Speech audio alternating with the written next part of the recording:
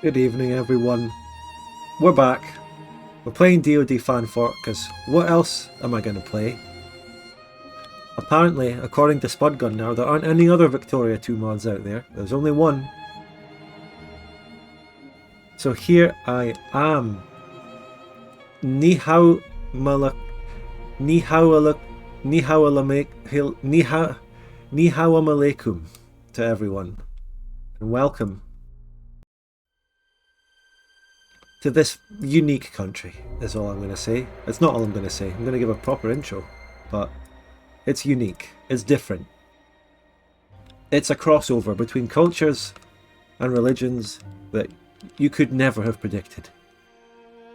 Thank you, Vander, and hello everyone in the chat. Sneaky, Ladoge, Kudos, Beanbot, Pumpkinhead, Vape Nation. Welcome to everyone in the chat.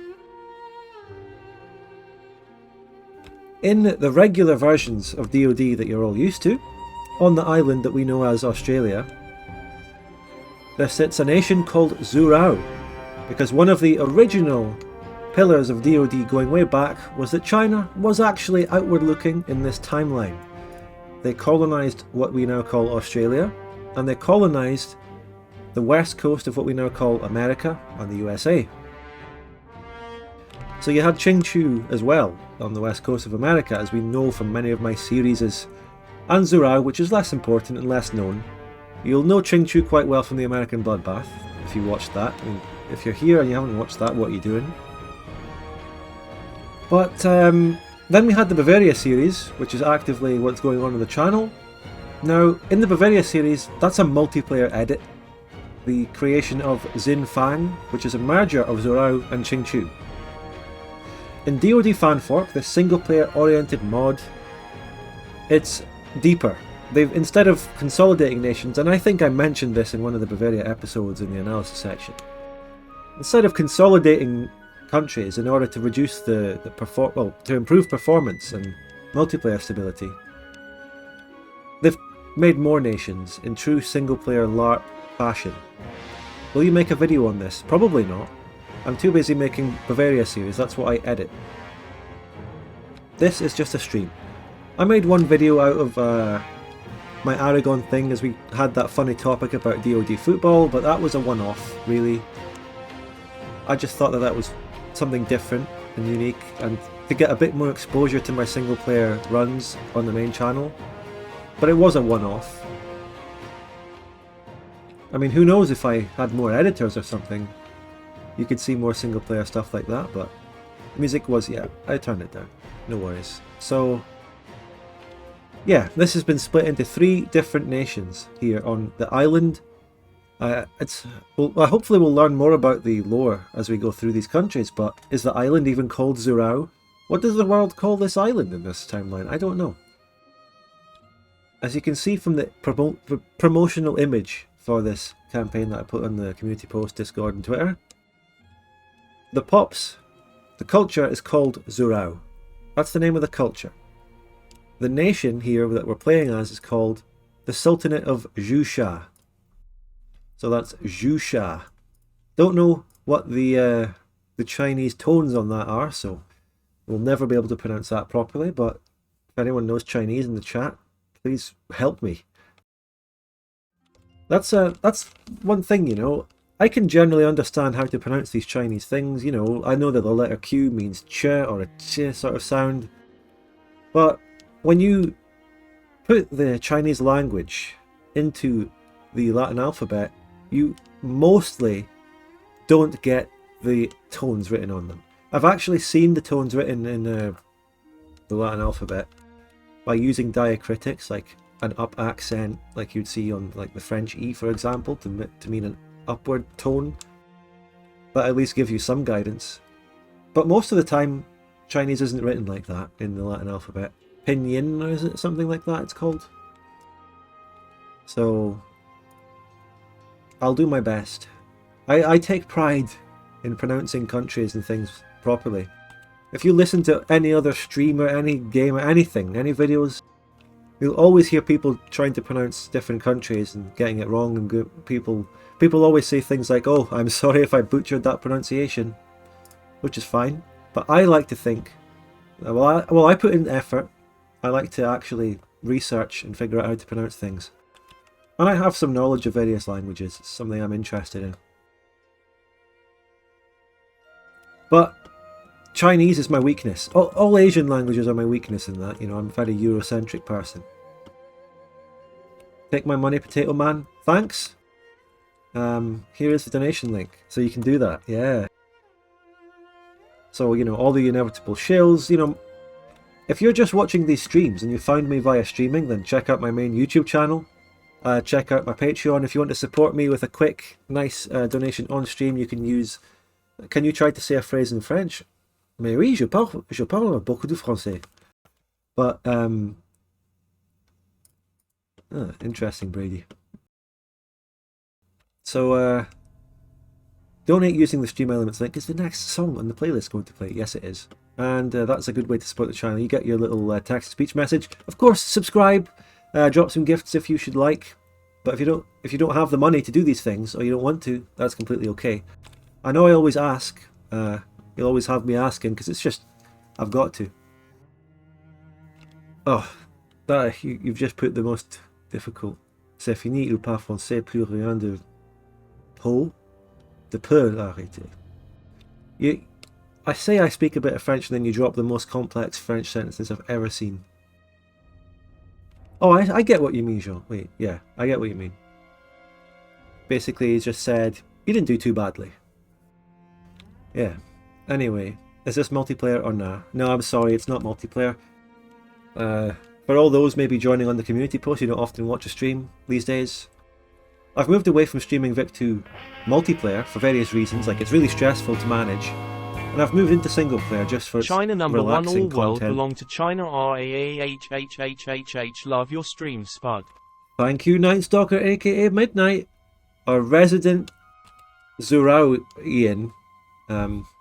He's half French and half Chinese, so he's like perfect for Zhusha, you know, Muslim and Chinese. Thank you so much for the 24. That's 2 years. That is 2 years. 2 years. Thank you so much. So yeah, Vic 2 MP streaming is half an hour of fun and 4 hours of stream. Maybe you over-exaggerate it a bit, but yeah, it can be like that. It can be. Hello. Hello, Taco Man, you can't go. So, this is quiet music. The thing about putting on a Total War soundtrack as background music is you'll get very quiet moments that are awkward and very loud moments so you can't hear me. But, yeah, Vic 2 multiplayer streaming, it's, you know, there's so much going on. I have to monitor the chat, I have to monitor the stream, I have to thank subs and donations and all that, while also managing a full-on multiplayer Vic 2 match, which is difficult in itself. Sometimes when you have Diplo coming in, responding to messages, fighting wars. I don't know how I even did it for like 3 years, mate. That is the most stressful stuff. Just wanted to ask about multiplayer. How can I join a game? I'm a little lost. Well, there are different Discord servers that host multiplayer Vic 2, and I have a list of them on my Discord server. That's helpful. I try to get as many as I can. I know there's others out there that don't advertise on my server. You can go into my server and just ask in the Map Game General chat which games are active if anyone's looking for players. But anyway, here we are. This is our new DoD fanfort campaign. We just came off the back of the Bjornia campaign, which ended badly. It ended badly. I can't beat around the bush. Hello, Tonfon. It ended badly. You know, that's a very difficult country. Not just difficult in terms of the gameplay, but, well, I mean, it's a difficult scenario to go and retake England as Bjornia in single player without the aid of other players, where you're up against the AI. But it's a difficult country because it's so backwards in terms of resources, hops, and you do have to climb up from a pretty low literacy base as well. And I couldn't even beat down Lotharingia properly because every time I beat them, they got more immigrants and ended up with like an army basically close to mine, even after I'd beaten them 3 wars in a row and taken their most populous states.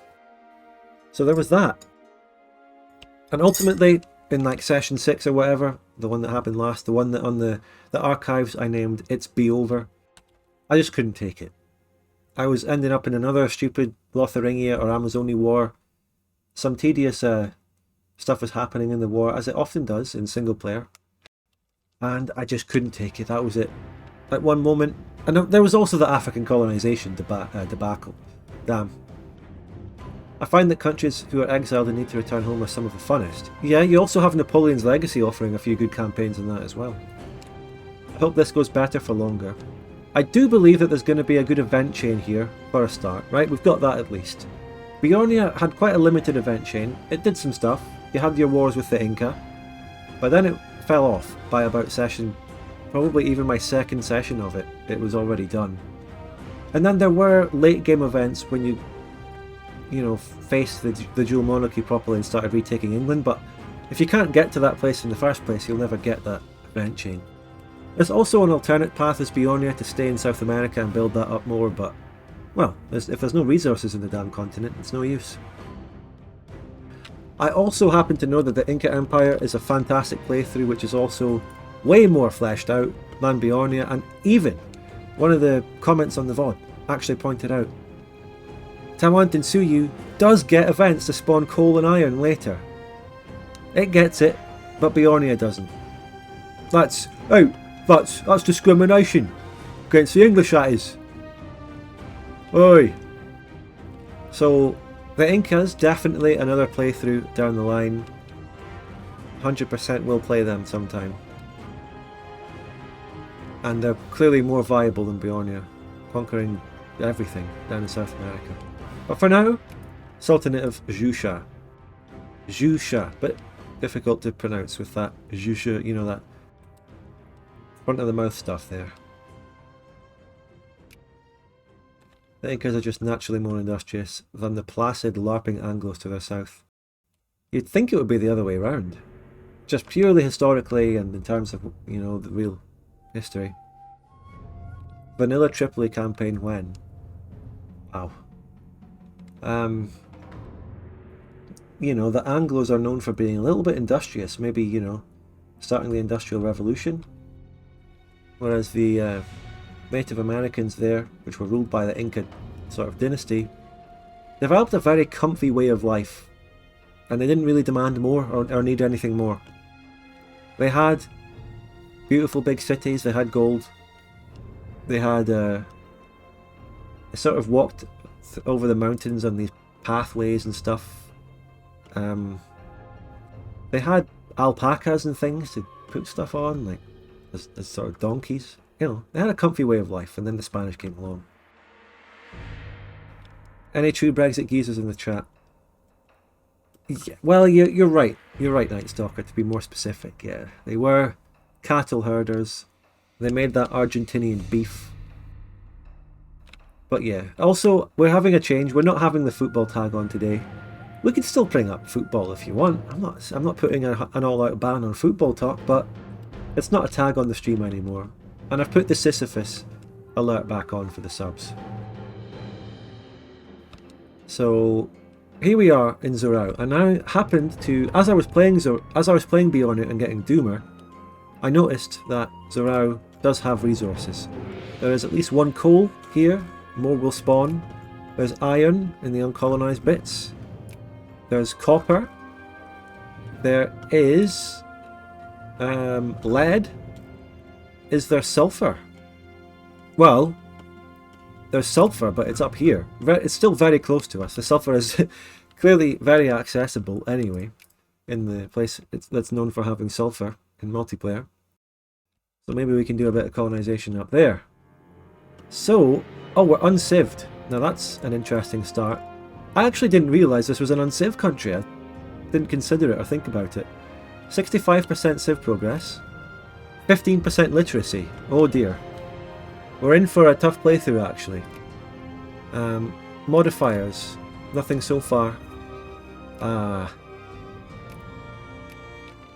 Bureaucratic efficiency is actually quite good to start with, 100%. Well, let's get clergymen. So this country, let's do a little bit of analysis and have a look. Yes, Augie. Yes, Imam. So we have different cultures. The Zhourao, as I said, is the main Chinese culture in this region. All three of these starting Zhourao countries have it. They all have it as an accepted pop, as the only primary culture, I mean. We also have some people here, Guli.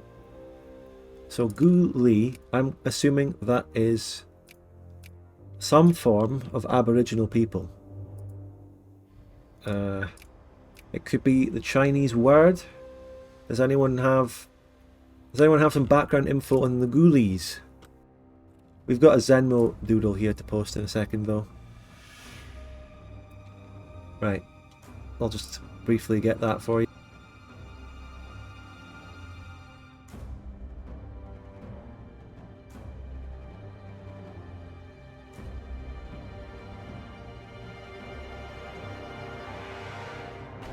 Ghoulies, yeah. Here. He's done an emu. Now that's maybe he's answered our question. Who are the Ghoulie pops? They're the emus. That's the Chinese word for emu. Mystery solved. Great artwork, Zenmo. Our resident artist. He's got the artist role on Twitch. We also have Pa Ma, which are in the north. So, and we also have Noongar and Anangu here as well. Guli. I think these are various Aboriginal demarcations. They are the natives. These are obviously the Aboriginal people of Australia have a lot, like hundreds, even maybe thousands of different subcultures and languages within what you might call Aboriginal. But in this mod, what we've got are 4 different ones, or maybe 4 different rough groupings. I don't know. And these are the different Chinese names for it. Or maybe these are their own names. Guli, Anangu, Noongar, and Pama. Don't know. So, I'm going into it blind in terms of the lore. I know about DoD in general, I know about Zhourao. I don't know the specific lore of this. Well, I can afford to start building a port there, so why not? We're going to be having a lot of talks about what reforms we get. 6,000 different Aborigine languages or something. Wow. Even higher than I could have thought it was. I knew it was a lot, but wow. The place in the world, in the modern day, which still has that sort of situation, and has a crazy amount of different languages, is Papua New Guinea. I read a little bit about that on probably just the Wikipedia article not long ago. That is an insane country. That is mental. I think that might be the country in the world with the most uncontacted places to our modern way of life, our modern system. Out there in the mountains. Even though Papua New Guinea is technically a state, technically a country, although most of its landmass is just seems to be just ungoverned. Yeah, Brazil or the Congo, but even Brazil and the Congo's states are more advanced than Papua New Guinea. And that's crazy. I mean, something like cannibalism was only rooted out of the country like in the 70s or something. And it might not even be. It could still be out there. So, but now to just focus back on the mod in the game, this is Islamic China, Islamic Australia, Islamic Zhourao. You can just verify by going to the pops. We are 81% Sunni. We also have some Zhourao pops are in this religion called Mahayana. I don't know what that is. Looking at it, that could be Buddha in the middle there. That could be Buddhist. Or it could be more traditional Chinese beliefs, but the majority are Sunni. Mahayana are Buddhist. Okay, thanks. I'm full of shit, says the wiki. It's more like 250 languages with 800 dialects. What were you on about, mate? 6,000? Posting misinformation online? It's a school of Buddhism. Well, forget them. Just let them do their little LARPing. We are an Islamic country. Mashallah. I meant 600, not 6,000. only a magnitude of proportion of 10 times different. Nothing much, just a wee little error. But the point is that there's a lot, yeah.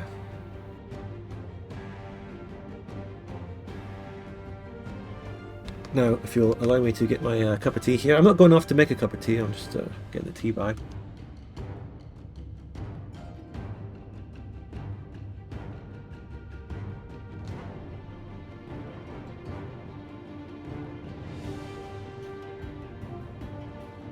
So this is going to be a difficult task of building up an uncived country, westernizing it, getting the literacy up, which is, it makes it more of a challenging playthrough, that's for sure.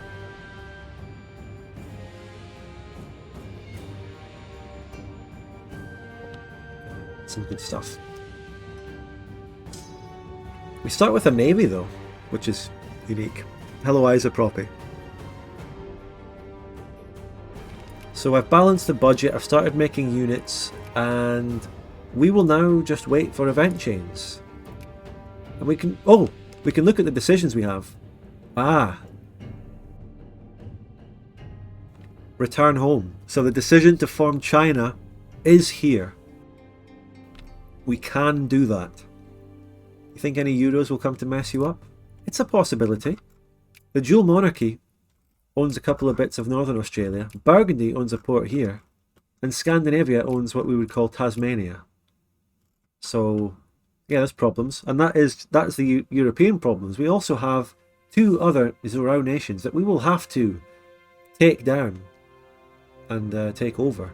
This one here is an oligarchic republic. This one here is a parliamentary republic. As I said, I'm not versed on the lore, the DoD fanfolk lore of these. I'm sure there's some fascinating info. What mod is this? Yeah, DoD fanfolk. Exclamation mark mod, it should be there. Just, I guess since I'm starting a new campaign, I should introduce you to the mod again. Like I've done many times now. But, this is one of the main single-player branches of Divergences of Darkness, mod that I'm known for playing a lot in my Victoria 2 content on YouTube. The versions that I play on my content on YouTube are based on like a 2019 version of the lore, the point it was at a long time ago, which when it diverged into multiplayer versions first made by God of Cheese. But that world is more represented by DoD HPM, which is the other main branch of DoD single player. This one branched off from that and introduced a bit of PDM or whatever, and then started splintering off and doing loads of different fascinating things with the lore, changed the world a lot. Russia, for example, being very different, little bit of nuanced differences throughout Europe. Some changes in North America. Scandinavia still has a colony over Vinland and stuff.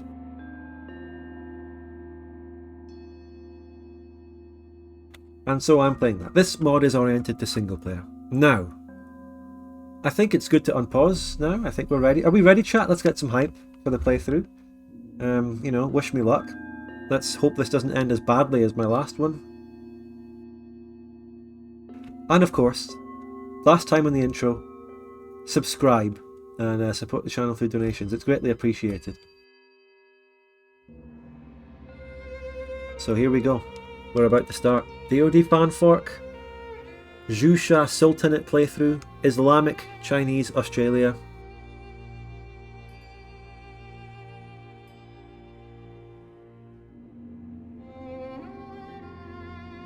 Let's go. I'm pausing it slowly on speed 2. We're going to have some lore to read. Yep, here we go. Let's do it. And I'm curious to learn about this country as we go along. Some background here. So, the Sultanate of Zhushan is the oldest Zhourao.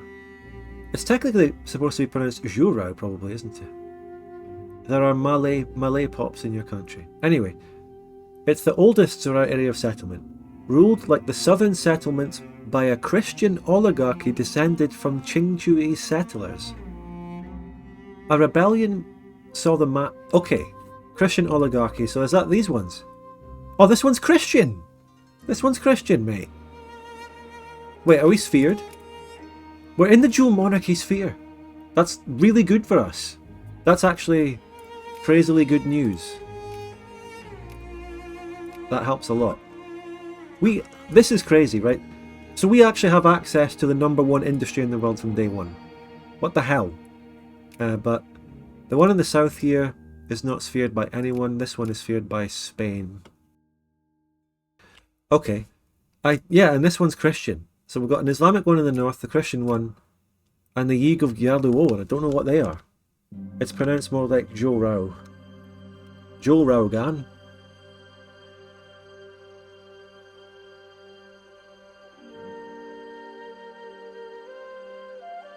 So, a rebellion saw the masses of the north rally behind. We rebelled away from the Christian-dominated one in the middle.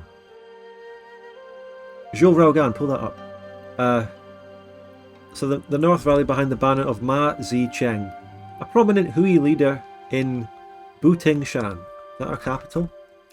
No. Yes. A sugar-producing capital, where we will build, you guessed it, a rum factory. Backed by the Muslim Sufi societies that had sprung thanks to Malay traders. He proclaimed himself Sultan and fought several wars against his southern neighbour, although he was unable to unify Zhourao. Yet the Sultanate has flourished thanks to their position that allows them to control trade coming in from Indonesia, and the court in Butingshan has developed a solid system of governments that mixes Islamic thought with Confucianism. Yet they have grown increasingly reliant on the dual monarchy, always eager to expand their markets. Will the Sultanate manage to shake the status quo, or should the Red Sultans continue their lives until they are mere puppets of colonial powers? Wow. Interesting. Rise of Xinjiao event coming up. I presume we'll be able to build units because we have the dual monarchy sphere. We don't need to fund the army or the navy right now, so they can calm down on that. I'll move the army away from the border just in case anything crazy happens.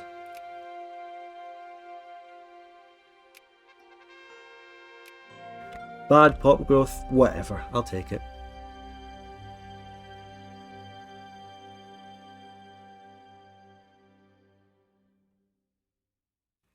Cost modifier for military versus economic reforms. I'm so sorry to ask, but is there Georgia on the starting map? Not relevant to the current playthrough. Okay, I'll have a look at Georgia for you. You have Circassia. Georgia is part of the Safavid Empire, who are old Persian LARPers, I believe. So, there you go. Georgia doesn't exist independently.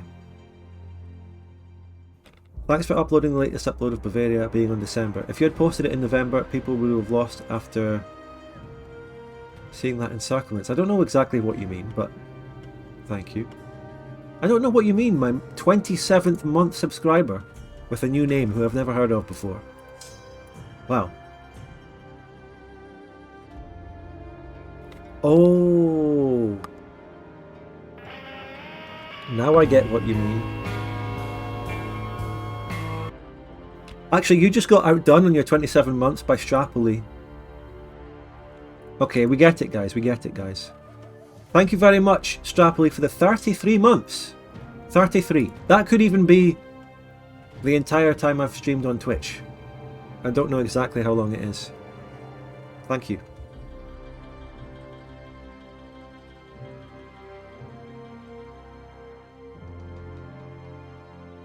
Does DoD still give you Civ points for conquest? Well, let's hope so. In this particular version. Well, do we have some reforms to start with. We already have civilization points by conquering from this navy tech. I believe we're a navy-oriented nation here. We even start with some good techs to start with. That's fine. That's good. So we do already have that. We can also get more, I think. Can we get more? Yeah, we can get more from army schools. Which this one here would give us bronze artillery research, which would allow us to build artillery units, which we can just get from the dual monarchy. And it would start building artillery factories, which is crazy. it would be a very difficult decision which reform we start first with. I mean, I think we should get military reforms the whole time because these economic reforms all have an extra cost to them. But alternatively, and these are different. I don't think I've ever played exactly these before.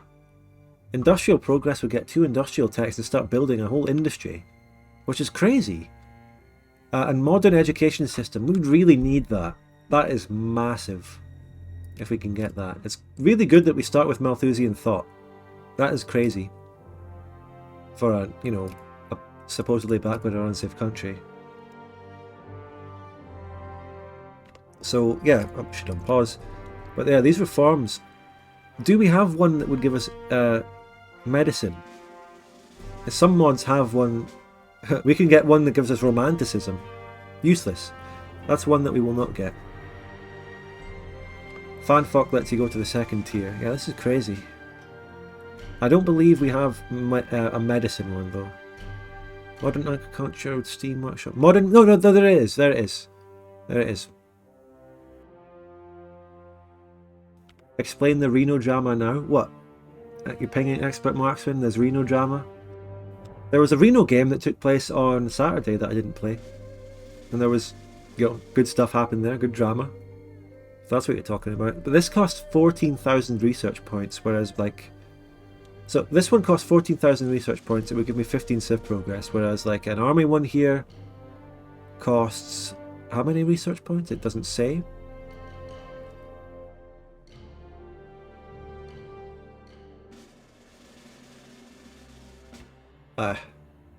It doesn't say. It seems to not allow me to take them. What?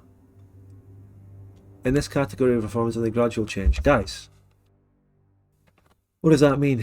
It won't let me take them? It won't let me take any of these military ones. Oh, it won't tell me how many research points it costs. But anyway, the first industrial one. Yeah, this first industrial one gives civilization progress +5. So civilization progress is reduced a lot, and this one costs 7,000. So the 14,000 one for medicine costs 14,000, which is twice as much. But you're actually getting better civilization progress value from that, because it's twice the research points, but 3 times the civ progress over this one. But you also have to take into account the value of the researches it gives you. But again, medicine wins in that as well, so I would say we just go straight for the medicine one. Finance reform is pretty good as well, also 14k. Modern tax system, market structure is good, 14k. So there's like a level where we're kind of consistent with the amount of research points plus civ progress. And here we are, we already built like a full army because we're in the dual monarchy sphere. Crazy. If you get all the industry one, you can have 12 factories in your capital. That's crazy. The amount of factories it allows you to build from those is crazy. That's for sure.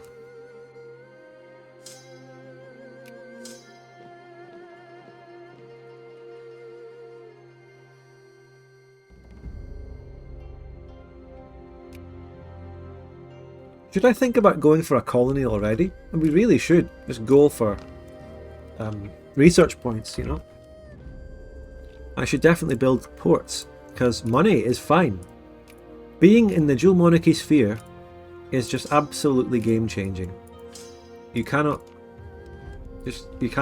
understate or overstate. Oh, I can't build ships. I can't even build transports, lads. I need to get a reform. I need to get imported ships. So maybe I just get that first. But it's not showing me how many it costs, and it's saying I can't get them. So I don't know what's going on there. We just wait until we have more research points, and then I will be able to judge if it shows me or not. Now, do we have any starting transports? We do. We have 2. One of them is called Beijing, and one of them is called Nanjing. Wow. Nostalgia for the homeland. So, my best run was taking North Korea early. What, as this country? I would go for... Oh, you know what? I would go straight for the Ion in the Philippines, mate. That's what I'm thinking of. No, I can't, because Scandinavia is friendly. What would I go for? Dai is good. There's no Dai down here. How strong are the other Australian nations? The three of these countries are about evenly strong. Well, I'm now the strongest. The one in the south is the weakest, but that's because they just don't have a sphere lord. This one has Spain in a sphere, which is a weaker sphere lord. They might not get the same industry I do, but it's still good to have one in general. So I am the strongest, actually. And I'm happy with that. It's one thing to play as an underdog, but it's one thing to make a campaign completely impossible because you don't have a sphere or something like that. Basically, the criteria for which country in the East Indies I go for is just which one doesn't have someone at friendly. That one has Scandi. They will intervene. They will intervene. The Tunging Empire might be a target. They're on the Chinese mainland, and they have loads of troops. But if I go for like the northern Philippine part, it's about reliving the Asian Humbug experience. I don't mean to say that I will be going to war with those sphere lords, I just mean you get access to goods and stuff. Malacca over here is a Scandi sphere. This one here is a Spanish sphere. It's just about finding which place. We could start going directly into... If we do go for the Tunging Empire, which does have a smaller overall brigade count than me, but it has 12 ships, and I can't build ships yet. If we started going directly into China as an option... Well, the guy in the chat said that he went for North Korea, and looking at it, it doesn't have any influence. It's got no ships and 4 brigades. Like, it might actually be the genuinely best option. Like, I land in the mountains to start with 2 brigades. Maybe we find a staging ground where I can ship troops closer. But what RGOs? Well, it has. North Korea has amazing RGOs: coal, lead, bronze. I mean, copper. There's also other Korean ones. No, that one's a puppet. Now, I'm worried that the downside of that might be that Japan or Manchuria or something goes for me. Now, is there anything else? There's Tui Tonga. Tui Tonga might be a good conquest, just as a simple first conquest to get research points moving. Acquire state early.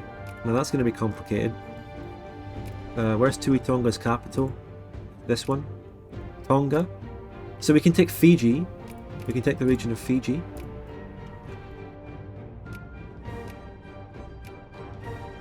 How about that?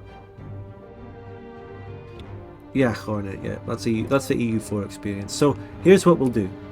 We're going to do acquire state early on Tui Tonga and take Fiji. It might not seem glamorous. It might seem shite. But it's as good a place to start as any. Trust me. We get the research points from conquest moving. We expand somewhere. You know, we've got to get moving. We've got to go. We've got to do something. Do we have generals? Nope, not yet. Are there a lot of nations with flavour and fanfork? Oh my god, are there a lot of nations with flavour and fanfork? Wow. It's more difficult to find a nation that doesn't have flavour. Victory for Wankar Inca.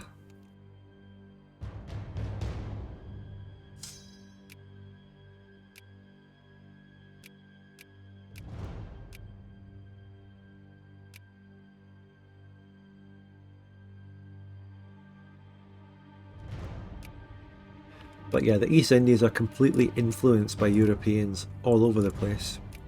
Everything. Hello, Lawrence. The backstory for Zhushan. Well, I did read the event that we started with. It did explain. It was just some guy declared himself Sultan. It was from the trade with Malayan and stuff. Malayan traders and stuff coming around and influencing and bringing Islam. And creating little Sufi things. And then we used to be ruled by this country, which is the Christian one. We broke free and some guy declared himself fucking Sultan. That's the lore. Make a little Dark Age edit about it. Go on. So maybe Hui. Yeah, the Hui was mentioned in the event. It was. The other region that this country has that I could take is Samoa. Where's that? I'm not that well versed on my Pacific Island geography, but that's it there. That's Samoa. This is part of Samoa. The capital region is this one, Tonga, which includes that island, and those islands. And this is Samoa, which we could also take. Sure is good if you like producing fish. Oh, here we go. The fight against progress. Here we go. Do we westernize or not? Zhushan reactionaries have begun... Is this a generic event? Or a LARP event? I think this is generic. And it's funny how the architecture shown here in the event artwork is accurate for the Sultanate of Zhourao. Imagine the mix between Chinese and Islamic architecture. But the reactionaries... So this is, you know, debating whether we westernize or not. Nothing stops progress. This will increase my militancy. Some place gets open revolt. Ignore them. I get open revolt. People get more reactionary. We will slow down progress. This gives us a negative research points thing. You've got to be careful. Well, there are Uyghurs, but they're a Turkic people. They are Turkic people. You're not westernized already. No. 65%. So, can we just go full steam ahead? Because we can get rebels. We can get rebels, and that's devastating if it happens. We're currently on 0 militancy. We have a lot of things that keep my militancy down and my consciousness down. So, the thing about these is, the one that says we cannot slow progress, the pro-westernization event, it doesn't give me anything. It doesn't give me any extra research points. But I don't know if it might open up more events for research points later. You see, that's the thing about Victoria 2 event chains that you can never be sure of. So don't spoil the playthrough, by the way, Natish. Ignore them as the middle ground. Nothing stops progress might open up more progress. That modifier.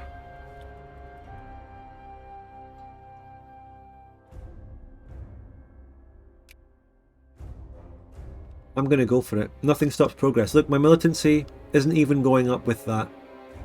So I think it's overblown. Right, let's deck the war.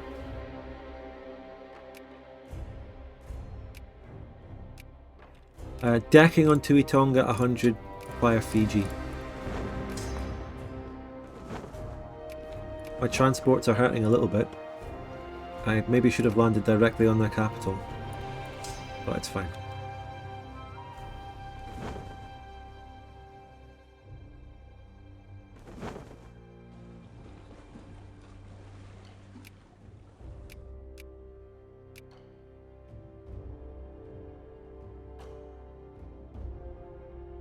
Let's go. This is going to take a long time to siege, that's for sure. Transport Beijing and the transport Nanjing. Okay. The rise of Xinjiao. Great jihad against the Polynesians. A new Sufi order in the Zhusha, known as the Xinjiao, has begun to open lodges across the nation. The Xinjiao are modernists who want a purified, literalist Islam in opposition to other forms of Sufism, which they allege have been too conciliatory to other faiths, to the point of diluting my background music randomly pausing due to YouTube. They've been diluting the religion, and even committing shirk, the Islamic sin of idolatry or polytheism. They emphasize the supreme authority of the Holy Quran and embrace only a small number of hadiths, reported words and actions. We're getting into theology here. The Xinjiao are sponsored by Malay traders who have made the Hajj and are influenced by developments in Islamic jurisprudence within Arabia. In addition to this theological rigidity, they stress the importance of temperance, zakat, and education. Wow. Okay. We gain literacy. So, I mean, what are these people? They are Islamic literalists and stuff, or fundamentalists, but they're also modernist and literacy promoting education and westernizing. Crazy. I mean, that must be that's good. That's what we should go for. Good for the Xinjiao. How much literacy does this give me? 16.2? 17.1. Let's just increase my literacy by 1. Absolute legends. Let's go with them. They're the way forward, in my opinion. Let's promote them.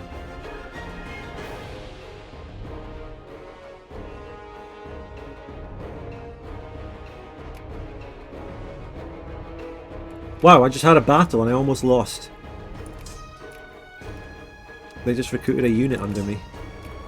I still haven't been able to recruit a general. That was close. They promote literacy so more people can read the Quran themselves. Oh, right, yeah. Makes sense, but then literacy means also you westernize. So they might have unintended consequences. They might not just read the Quran, they might read Western literature. Yeah. Arabia is, quote-unquote, westernized. Yeah, Oh, Navy. I'll bring out my combat ships to deal with that. Where are they going? Coast of Tonga. I need to get the blockade up. Oh shit. I will win.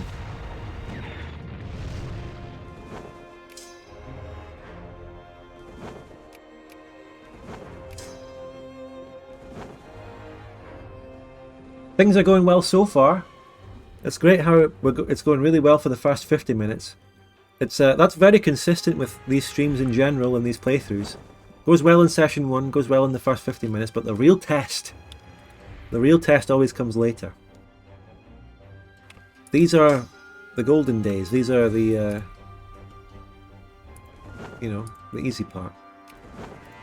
Let's blockade to get this war pieced out quicker. Should I take Samoa as well?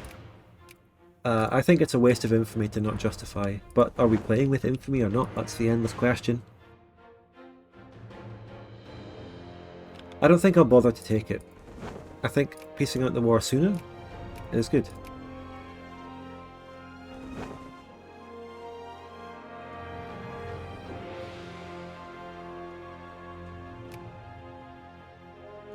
Yes, Thranin indeed, but no spoilers.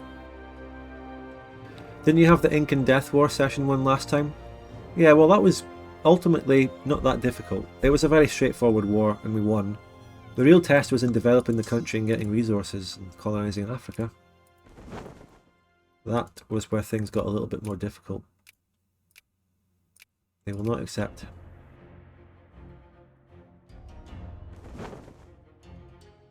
I can even repair navies when I actually build my shipyards in this country. That's crazy.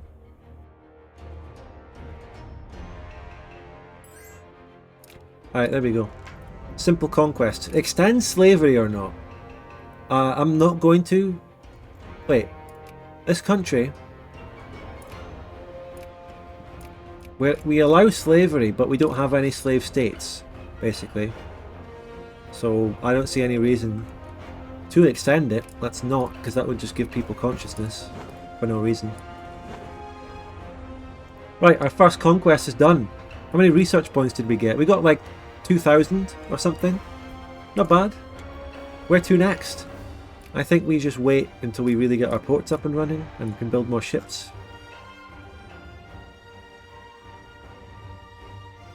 Hawaii or Fang Hu? Oh, Hawaii is Chinese. Mostly Polynesian. But that's like Ching Chu's old flag. Alright, come home lads, come home lads. I don't know, Lawrence. We'll wait and see about that. I don't know.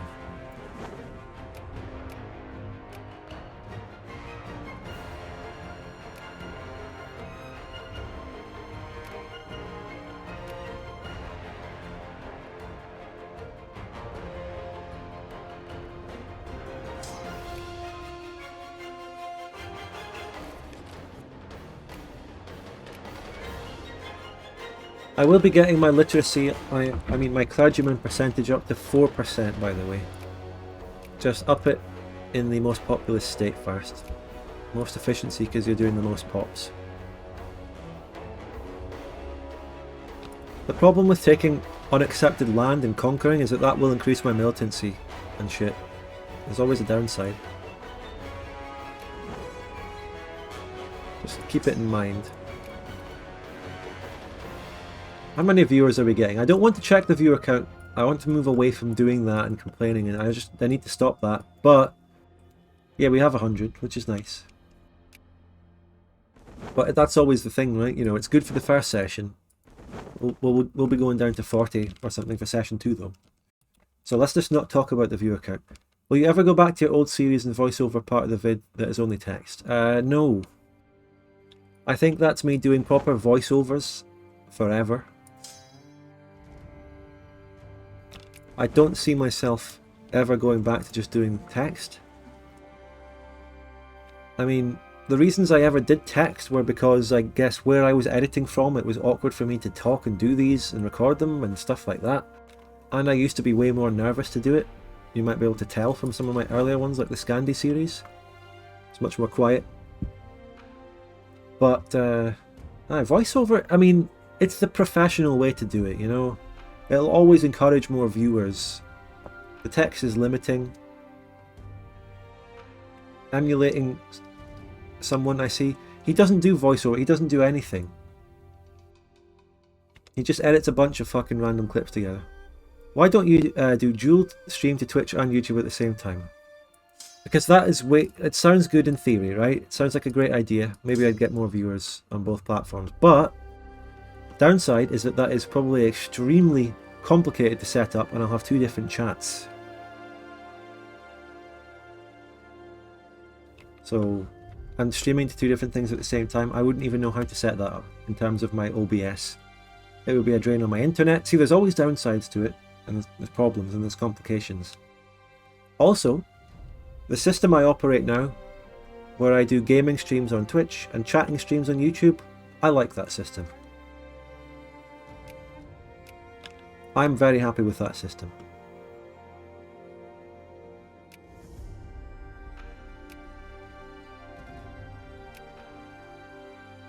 Is it snowing in Scotland right now? Go and have a look.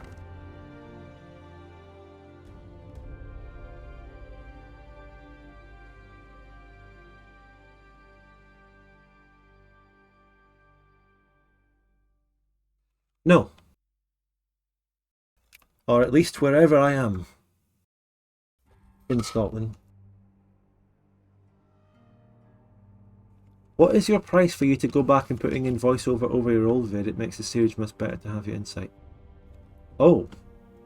I mean, first of all, asking if there's a price for me to do that? I don't know. That's probably not the best way to ask it. I mean, are you saying you'd pay me to do it? But I've answered something akin to this before. I don't want to go back and change my old videos.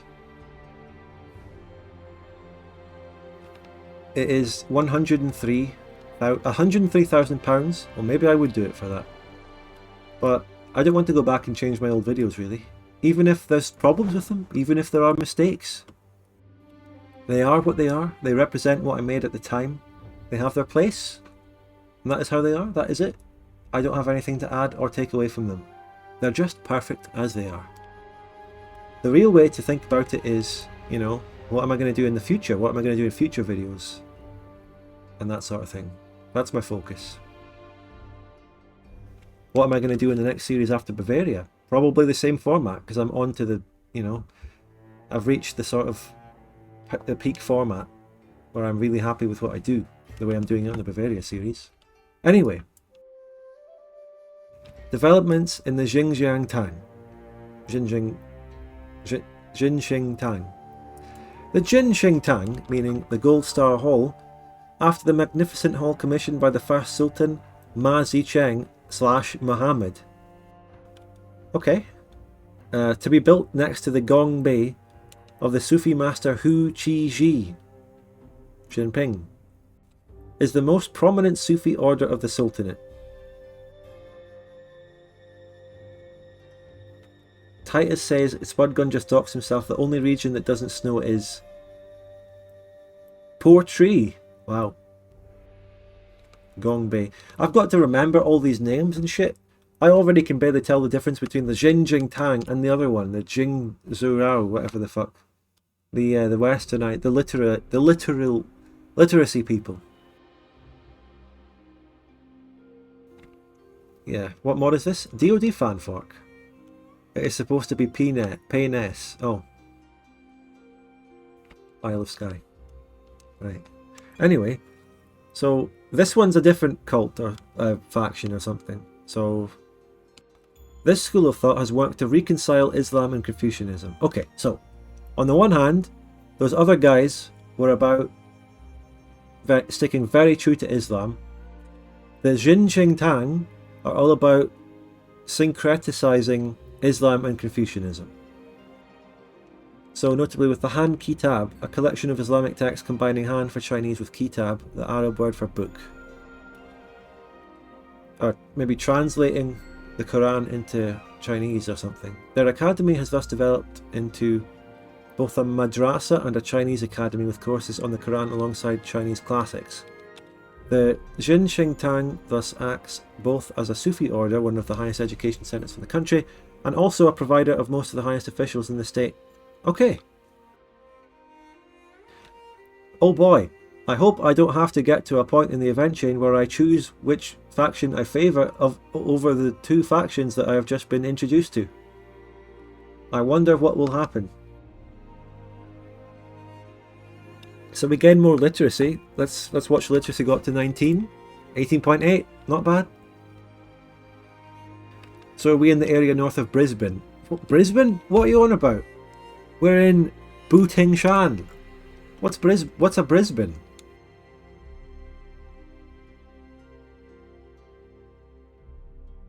So let's imagine the Chinese people who came to this island probably developed a different accent of Chinese. And let's say hypothetically that accent followed the same changes that the Australian accent did from the British accent, the English accent that it developed from. Basically you've got an Australian Chinese accent. And we might already know what that sounds like, because there's quite a few, in real life, there's quite a lot of Chinese migration to Australia. So you might get, you know, Chinese people starting to get an Australian accent, speaking English and stuff. Basically, it sounds like that, is what I'm trying to say. In Zhourao, in this time period. And I am not, under any circumstances, going to do an impression of that accent. Unless I'm paid £103,000 in a tip.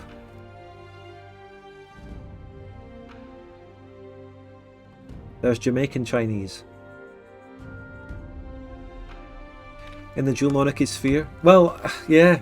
Okay. Ladies and gentlemen, we have our first reform. And we are, in fact, able to do the first tier. So they cost about 4,700, even though it doesn't say. First things first. Modern clipper design. Wait.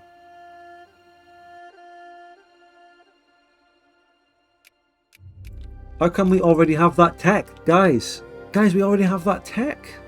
Why can't I build ships? Is it because I don't have ports? Oh, that's the only reason.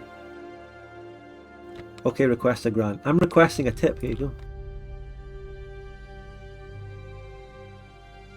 But, so, it's the reason I can't build ships is actually because I need to wait for the ports to construct. So, we do not get this reform, because we already have... you can actually get steamers as a fucking reform. Damn. They are normally northern Chinese who can come over to work on sugarcane plantations. Okay.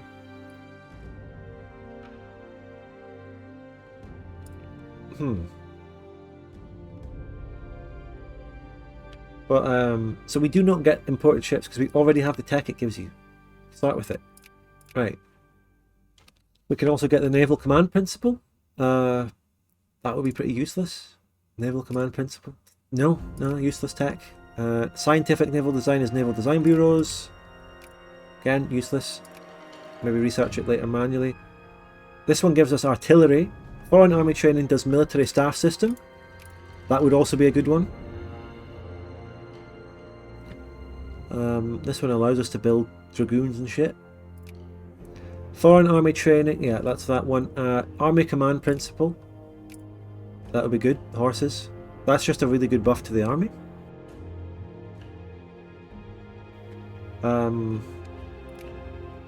What else do we have? Army schools. That's so we have a choice. We're only going to do any of the 3 military ones. The other choice, of course, is to wait for a better reform, like medicine.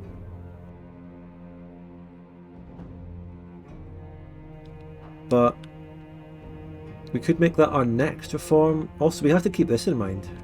I don't know exactly. This is a... I don't even think I've ever paid attention or seen this mechanic before, where you have a cost differentiator because of the support of the upper and lower house. I don't think I've ever paid attention. So, I mean, currently our army stands with these 2 researchers. The other countries which could potentially have a war. This one here has 4 miltech, guys. This one has 1. So, if I just invest now into army schools, this one as well, right, guys. The other benefit to this one also allows me to have more research points when conquering. So I can take this, and then I'll conquer something else, and then I'll get even more research points, and then get medicine.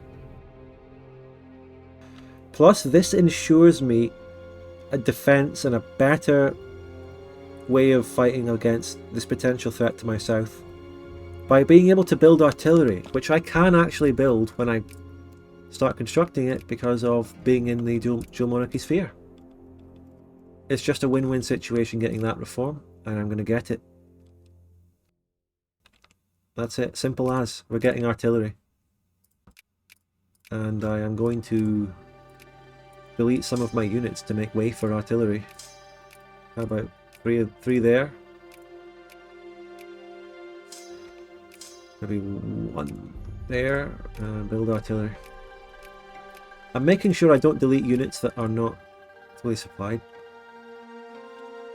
I am deleting ones that are fully supplied so I can actually rebuild them.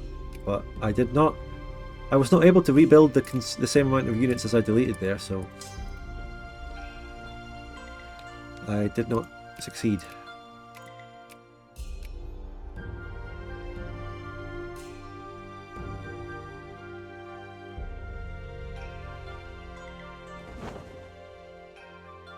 Australian man stuns Chinese people by speaking perfect Mandarin.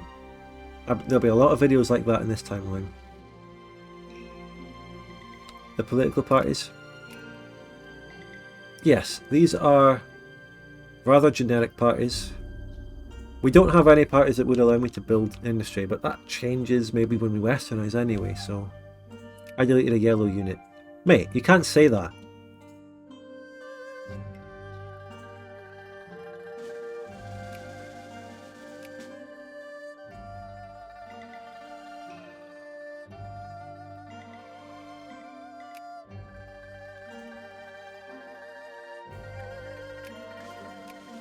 Our ports are nearly constructed, so I'll be able to repair my current ships, build more transports, and we will go somewhere.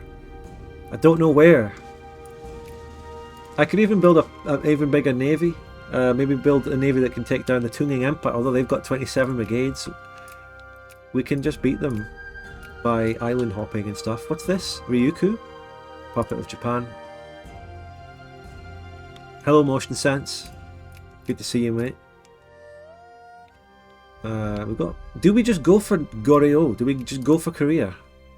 10 brigades. I would prefer an easy conquest that didn't result in me potentially losing my soldier pops, because we have the threat to the south.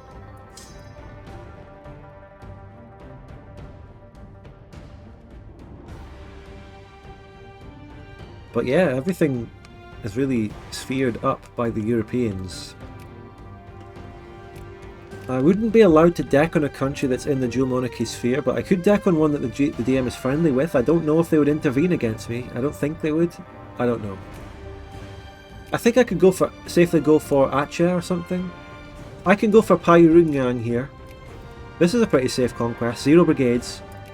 No great power friendly with it. Pagaruyang is a very safe conquest. And it's got a lot of pops, which is maybe... Having a lot of pops is a potential downside because of militancy and consciousness. Take Yue. Well, I would love to go in to China, but these guys probably have massive amounts of brigades that would be able to beat me. And it's not like I have attack advantage at this point. Let's move everything up north in preparation for these movements up north. Move the fleet. Go to these ports. What's my first port construction going to be? It is going to be the one in the capital, so actually keep them there for now.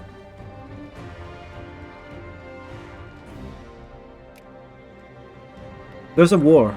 There's a fucking war. This one was at war with Scandinavia. Okay, what is going on? War of Mianjanese aggression against Aotearoa.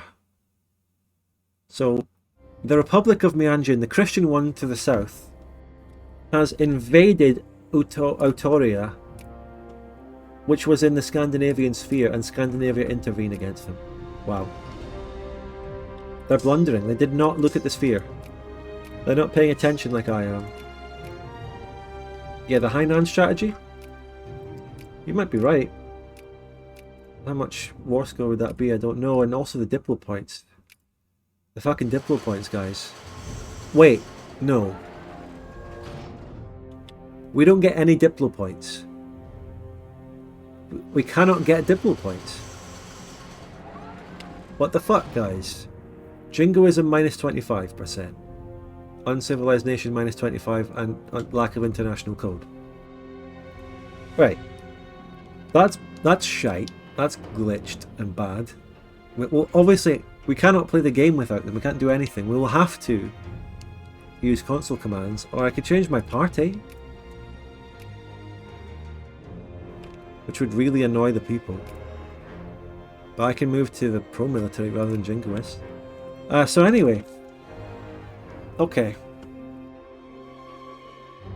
Repercussions of the Wei Zhao incident.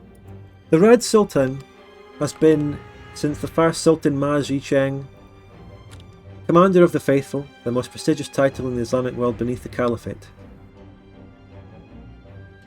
His word thus holds values for all Muslims in Zhourao, not just within the borders of Zhushan.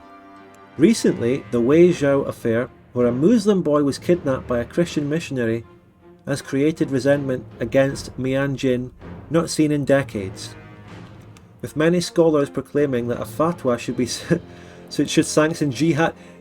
Not even 2 years into the game and we're talking jihad. Not even 2 years in. 1838. And 1 hour and 11 minutes. Here we are. Jihad time, boys. Based. They're really getting some mileage out of this one picture of some Muslim Chinese people. Here we go. I think there's only one response to this. Sultan Suleiman has heard the arguments of the muftis but has yet to make an official statement, so that we're even consulting the Ottomans. The apparent neutrality of the Sultanate has been the official policy for decades, and threatening Mianjin directly could lead to war and worse. Spain could intervene. But you know what?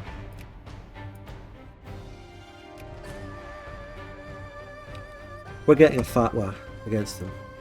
Oh, and we can recruit our first general. Mao Ma, 1 attack. Wow, he is shit. Mao Ma. He's all we've got. So we have to attack. We have to attack wherever they go. Suleiman is the current Chinese Sultan. Okay, right, okay. I thought we were talking about this Sultan. Or the Caliph, or the Ottoman Empire, I don't know. Mufti is just a word for an Islamic lawyer. Rule muftiing, as Spambot would say.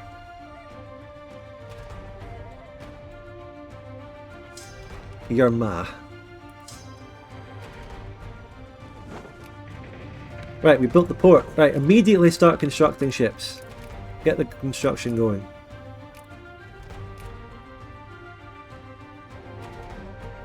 That port might get occupied very quickly.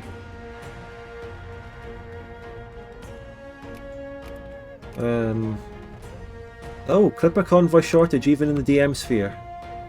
I see. What's their brigade count? 4. Hey, we can... They've blundered by going to war with Scandi and failing. Oh, Western influences. Western influences. We have to take that. Yep. Western influences, and that's generic. Yes, the militancy is still not going up overall though. It's still not net going up due to various modifiers. Research points are going up by plus 20%, which is massive. We're well on our way to our next reform. We're going to go for medicine. Can I build a new unit? Yes. Come on. Respond to the fatwa. We are going in on this. We're going to war.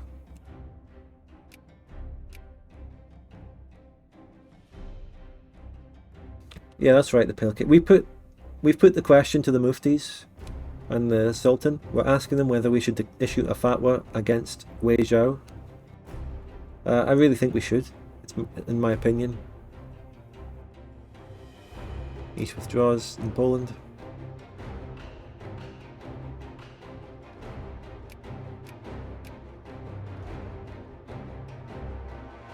Because a priest nicked a child.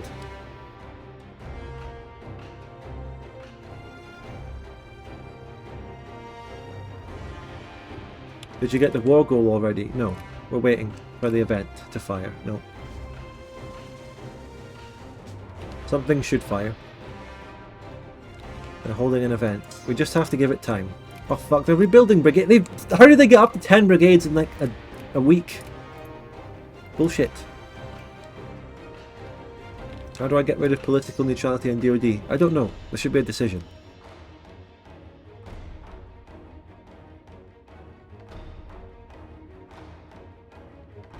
In DoD fanfork, there are some countries that are not meant to do anything until they get events.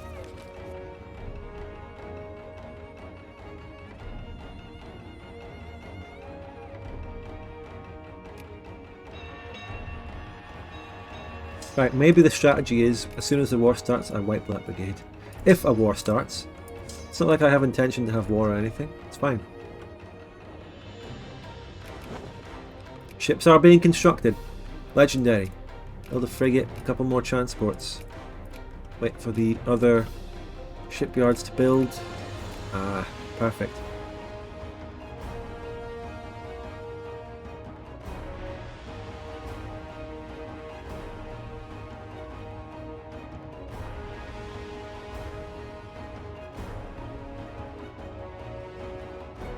By the way, random note, the next time I'll probably be playing Lethal Company is Friday, because that's the next day that Big Weevil can make it. I'll get Pie Chucker, we'll do the classic crew.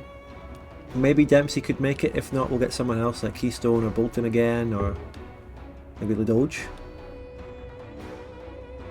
The classic people. But yeah, Friday will be the next time for that. I also cannot tell you right now the status on whether Bavaria Part 15 will be done for Friday. I edited it earlier today, we're making great progress with it, but I don't know if I can do it for Friday. At this point, we're not clear. I'm also putting together a video about Victoria 3 1.5, but Bavaria is the priority over that. I've been focusing about 75% of my editing time on that. Lizard Company. What, you want to play with Lizard? I don't think any of the Victoria 2 people I normally play with sometimes have gotten into the game yet, in the Vic 2 servers. Although we've gotten Big Weevil and Dempsey, but I mean the people that are actively playing Vic 2 now, I don't think they're into it yet. Do you have a schedule? Because I'm usually working when you stream. Okay, it's complicated. But I don't have a schedule for which days I stream, due to various reasons, but when I do stream on any given day, it's usually at 6 PM my time, which is 2 PM EST. Hello, Dobblizer. Alright, what's this? Western approaches. That's more Western stuff. More research points, plurality. Yeah.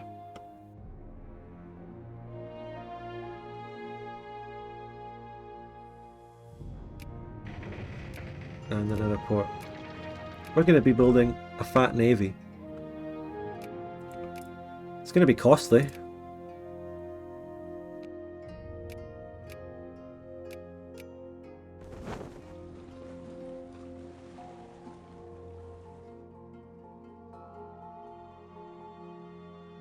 Alright, at this point, it's just annoying that this event hasn't fired. I don't even know if it's going to fire. It's one of those situations in DoD Fan Fork, which is that you just don't know if you're going to get an event for a war to happen, so you can't really do anything else. You're kind of paralysed, waiting for an event. We were about to issue a fucking fatwa and do a jihad, but I don't know what's going on. Which Muslim nation, Bartha nation you're playing? Malayan traders came to the Chinese people in Zhourao and spread Islam. That's basically it. It takes time. Yep, we're waiting.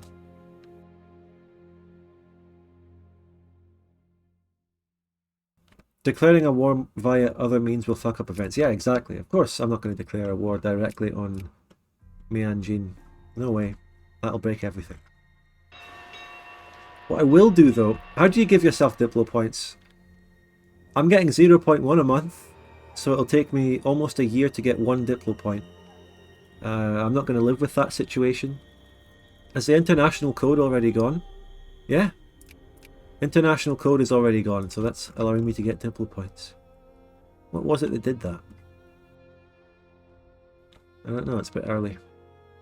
Debug always Diplo. Oh, well that's a way of making me, allowing me to do any Diplo.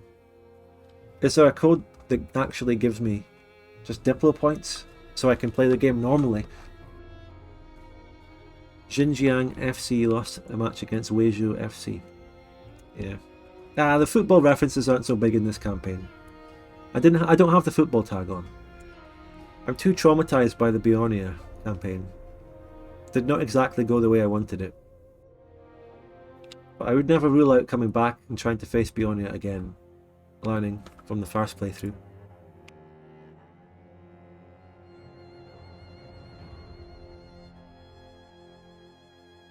I don't know the Pale King.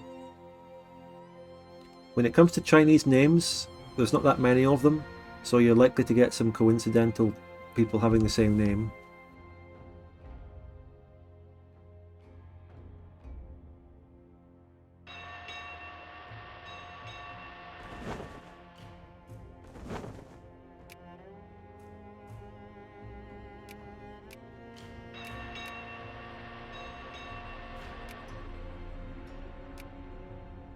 We're out of money, but as an unciv country, it doesn't matter that much. We don't go into debt or anything. It does mean that we're not able to pay for military and stuff. I'm gonna defund my navy temporarily. That's probably correct, Gibbous Spy. Are you the same Gibbous? Wait, no. I'm getting you mixed up with someone else. Like, the name of the England player in the DoD Bavaria series is Gibbed Boomer, but no, it's Gibbed this. No, it's different.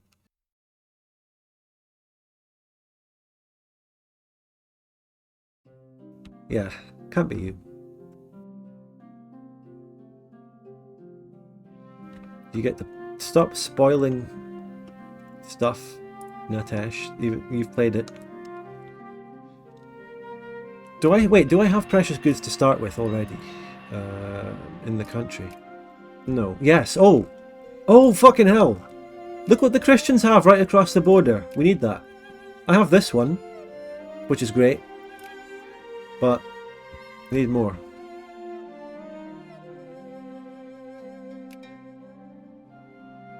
Debug always Diplo is the only one, yeah. So if I do want to do any Diplo actions, I just have to debug always Diplo for it.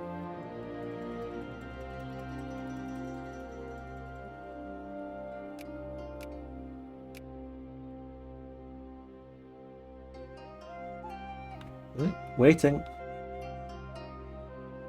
Waiting for this event to fire like 5 years later. Come on. How long does it take these people to decide that jihad is the only option?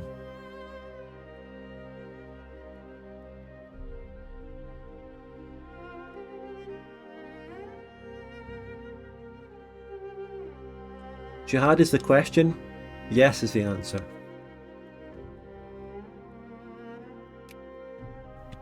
10 brigades seems to be the hard limit on Mianjin Republic, at least.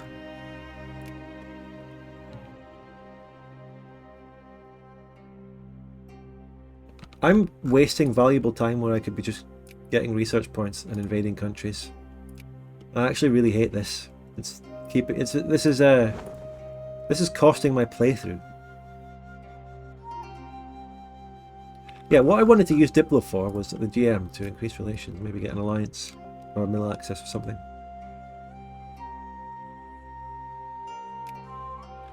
So let's say I have like 8 research. Wait, I have Diplo points now. Where did I get them? Anyway, is this from debugging? Let's just say I increased my relations twice. Will they accept an alliance? I don't think they ever will. No.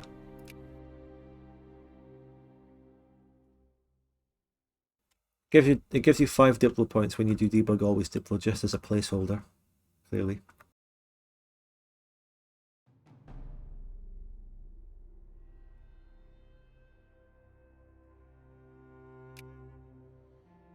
All of this, by the way, is in the context of this game, in this country, in this random historical alt history timeline. It's all for fun and games.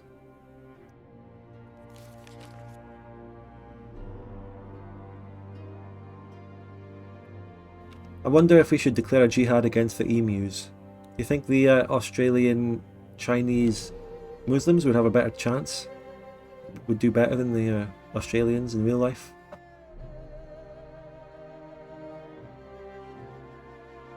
Oh my god, when's this event? If ever. Wow.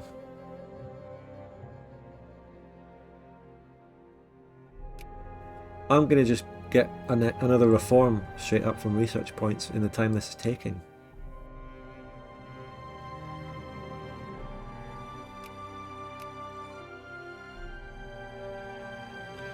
Return home. I wonder if the unification of Zhourao and return home are mutually exclusive. I don't see why they should be, but they might. I don't know. If we form it, it will be the Sultanate of Zhourao, which is perfect. That's what we want. What would China be called under us, though? It would be called the Wu Empire, right? No, the Chinese Empire. It would be just the Chinese Empire.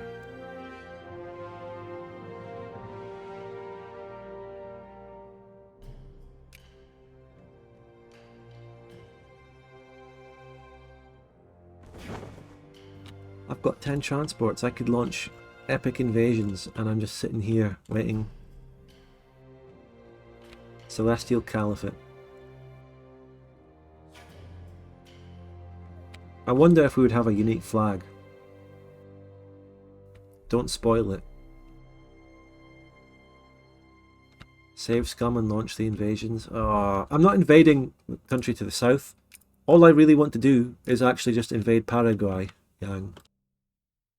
And I was just worried that I start invading Paraguay, Yang, and then the war launches to the south and my troops are overseas. That's my main concern. But I'm going to do it anyway. Fuck's sake. I'll take a save. I mean, I know now that I could have launched it like 3 years ago and done it. But I only know that in hindsight, because I was expecting, and fully reasonably expecting, a war to fire, potentially.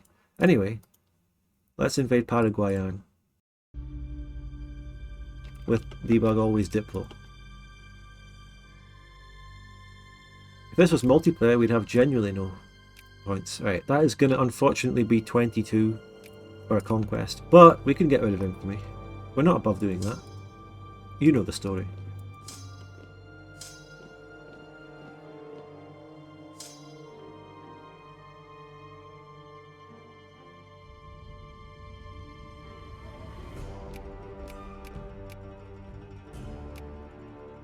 Only got half the infamy for it. It is the Great Inca Bionia Patriotic War. I don't want to know about it. Oh! This country is colonising land. And it's now in Scandinavia's sphere. Oh, they had a big turnaround. I saw them as the shittiest one at the start. But look at them now.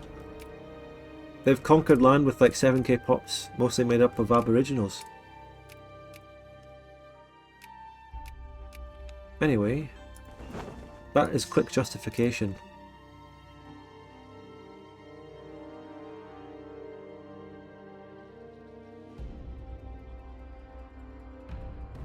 I don't know, Kudos. I don't know.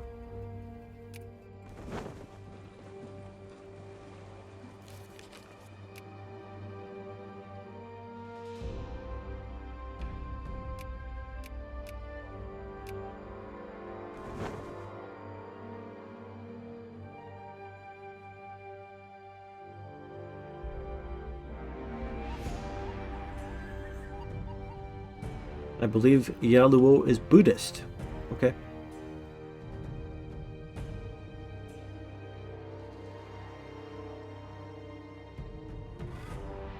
In before the war happens, while I am invading this country.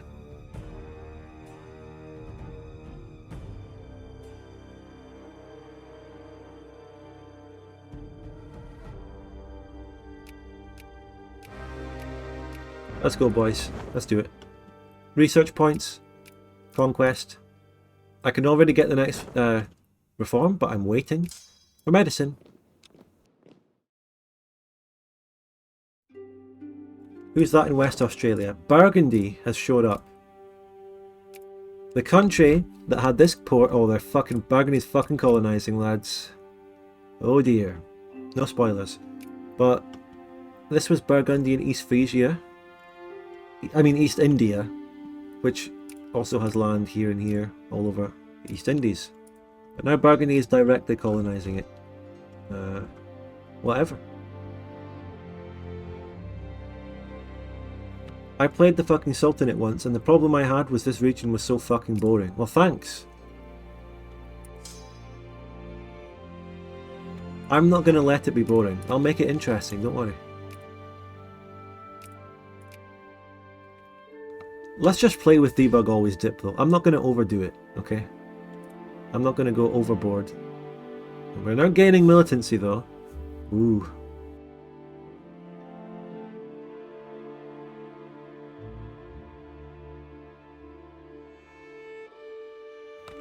Here we go. Artillery boosts. Yes.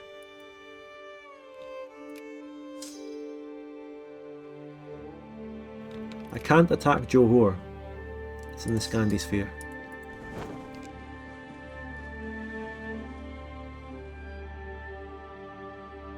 Will you be returning to China? Maybe. Depending on how it goes. That is a task that may be too hard to do unless you absolutely min-max and play perfectly. I can see the literacy has been going up pretty nicely so far. Shall I just move on and take Aceh as well? Maybe not, because I could technically go over infamy. Let's just be careful.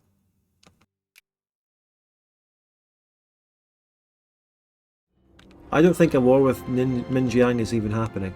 Just nothing fucking happened. And now we're probably going to have Danuke coming in the comments saying, oh, this glitched out, this and that happened, or something. I don't know.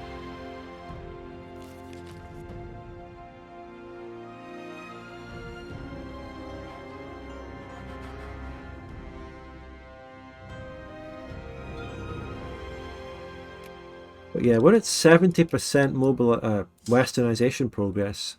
So if we do the medicine one, and then one more 5% one, we can just Westernize. But no, that's not math. We need to do two 15%. Sorry, we can do that.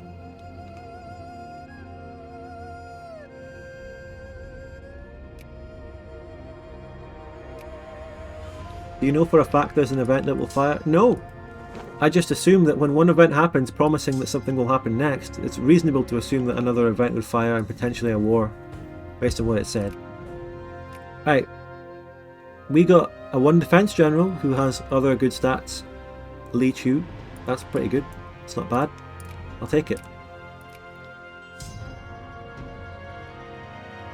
We need Lu Bu. That's our general.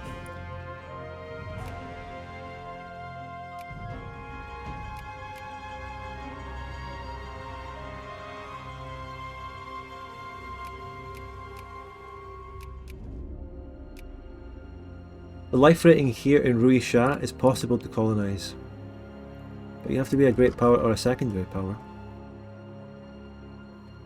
So here's the question, folks. Should I westernize as soon as possible, or is there benefit to actually staying unsaved and getting more reforms? Are these reforms cheaper than just manually researching?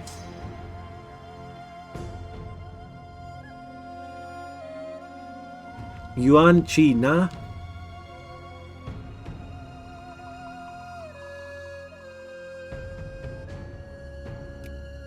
Alright, we're about to get mad research points from this conquest. Do not extend slavery. And build a port, why not? I'm getting money.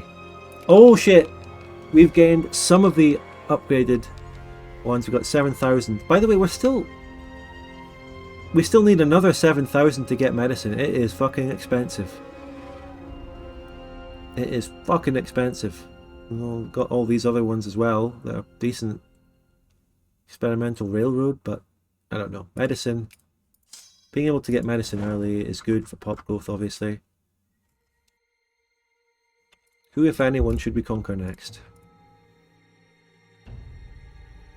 Only benefit I can think of, the distinct primitive getting more starting tech in factories. Yeah. Oh, this country is allied to the Great Shun, which is massive. We wouldn't be able to go on the mainland if we declared on Tung Ying. But 12 ships, we could navially beat them, I don't know. Let's scout them. Where do they keep their troops? On the Philippines, or... Let's come back home here.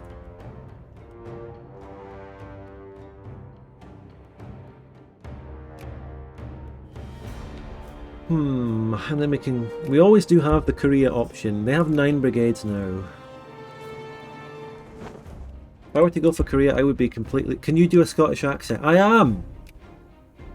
If I went for Korea, I would have to abandon my whole army away from the country. The nation just north is Aceh, which is allied to Malacca. Oh, I can... unless Malacca became the... would Scandi be able to intervene if they were not the war leader? I might be able to cheekily snipe Malacca by getting them called in on Aceh. The one, this one? The little brown one? Oh, grey. It's a Scandi sphere. Spanish Republic, they've changed.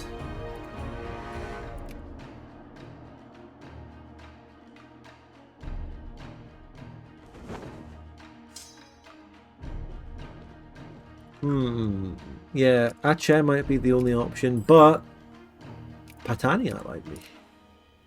Well, I'll take alliances. I'll take alliances. Could I ally these guys? I don't think I'll bother. I've never been able to get allies in single player. I wouldn't have any diplo points anyway if I was technically playing the game completely as I should. Right. They don't have any armies there on the Philippine Islands, so I can deck for that and maybe ticker it and blockade them. They have a 24k stack on here, but most of their armies would probably be on the mainland. If I go for the Tungying Empire. Seasonal Jungle Hills, defense 3, I could land there and hold. I wouldn't... my ships would be taking attrition up there though. I wouldn't have the supply limit to blockade.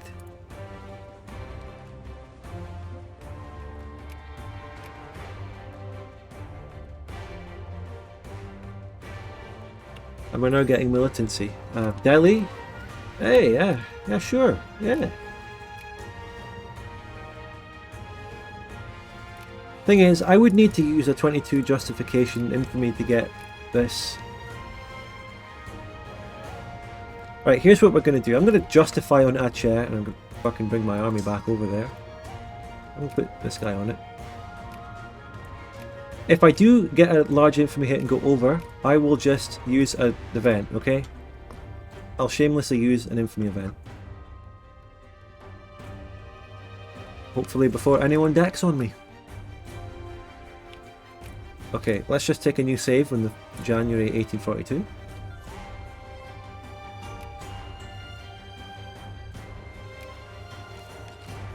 Nothing relevant to me, these events. Very disappointed about that fucking event in the fucking Zhourao country thing. I mean, that's really shite how that led to nothing. Really disappointed, and I need to move my encouragement down here. We got 4% clergymen in the most populous state. We have over 2.3% as total pops. Okay, we got a good safe infamy hit on that. I might be able to cheekily take Sayak off of Malacca as well when they join the war. But I have to be careful about Scandi intervening.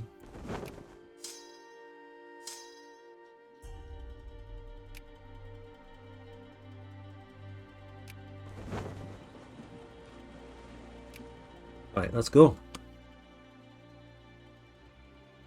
I looked at the event file and nothing more was supposed to happen as far as I could see. Well, thanks for the research, but it said I was going to get a jihad. Why would it say something like that, tease me with it, and then do nothing? Also, conquering this fucking land is lowering my fucking literacy. The double-edged sword of conquering this.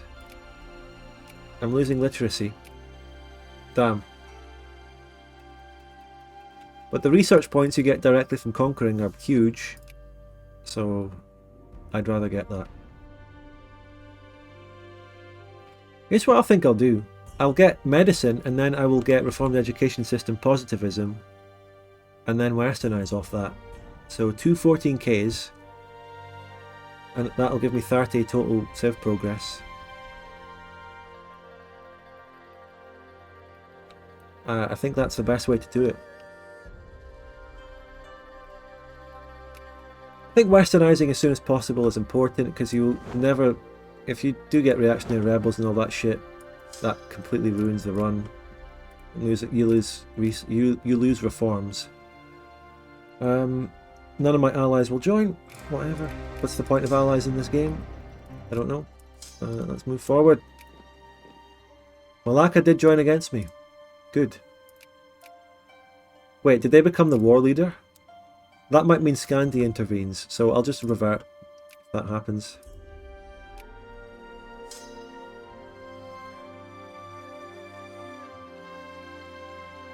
Oh, for fuck's sake, what's this? Here's something. Oh god, what amazing timing. Intervention in the Second Kongsi War. As it was some 20 years ago, the Kongsi republics of Mianjin and Yaluo are once again at war. So those are the Kongsi republics. We have no love for either group, but should one of them decisively prevail over the other, then they shall surely turn their gaze northwards upon us and attempt to unify all of Zhourao by force. Therefore, it might be prudent for us to strike south while they are occupied with their own struggle. This is our chance to claim Zhourao for the Ummah! Well, of course I'll join this. Thanks for not giving me spoilers. So these two are at war, and I can now join and declare war on both of them. I have one army here, and I'm currently occupying Aceh with this other army, which I will, I don't know, maybe wrap this war up quickly. I can always revert when things go wrong. I'm not above doing it. Of course I'm joining this fucking war. Of course. And I'm invading. I'm just going to go in, because that country will be too busy to the southern country. Focus on me. Oh fuck. Wait, should I bring the navy back? Their navy is stronger than mine in terms of combat ships, so I've lost naval dominance.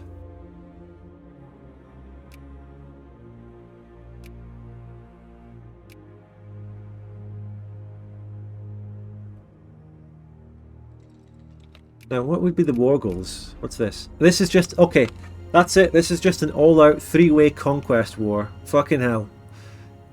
I can just... I'm looking to conquer and unite the nation on all two of these countries. And those other two are doing the same. This is an all-out 1842 all-out Zhourao three-way death war. That's it. I appreciate the guy not giving me spoilers. I didn't know it was going to happen. I was expecting the jihad over the priest thing. But this happened instead. Let's do it. We got to wrap up Acre. And get my whole army over here for this. Welcome to the Thunderdome. But yeah, right now they're focusing on each other. So they're not going to come up and fight me, probably. I'll get some good war score, get some good occupations on them. They are still just occupying each other down there. 9 brigades. I have the biggest army. 24 million perish. The thing about these countries is they have normal amounts of pops. They don't have the ridiculous amount of pops that China has in the mainland. We're talking normal levels of casualties here. You know, reasonable, a couple thousand here and there. Nothing insane in the membrane.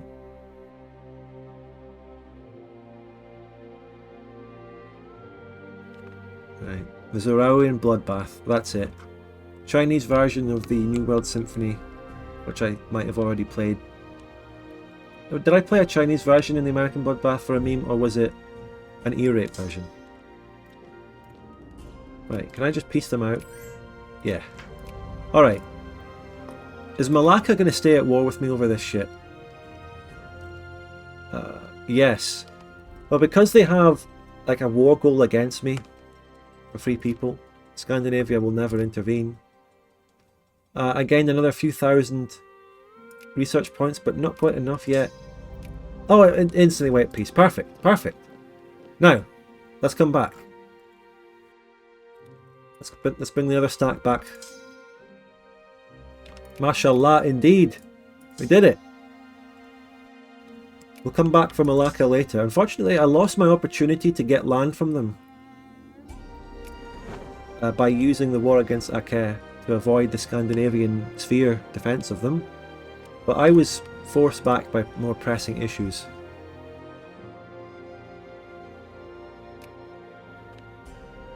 We can get so many other reforms, but we're just waiting for this.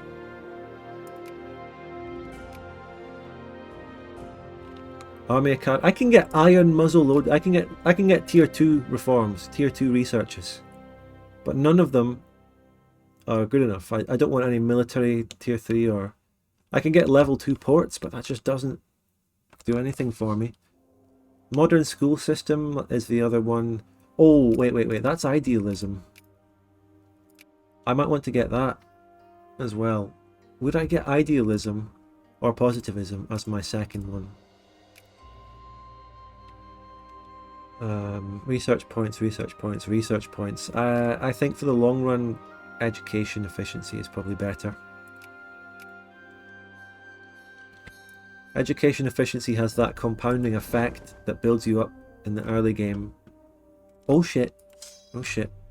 Maybe move back. I'm going to transport all the way around here because it's quicker by ship. That's the League of Yaluo. Oh shit, they're occupying that quickly. They might hit me.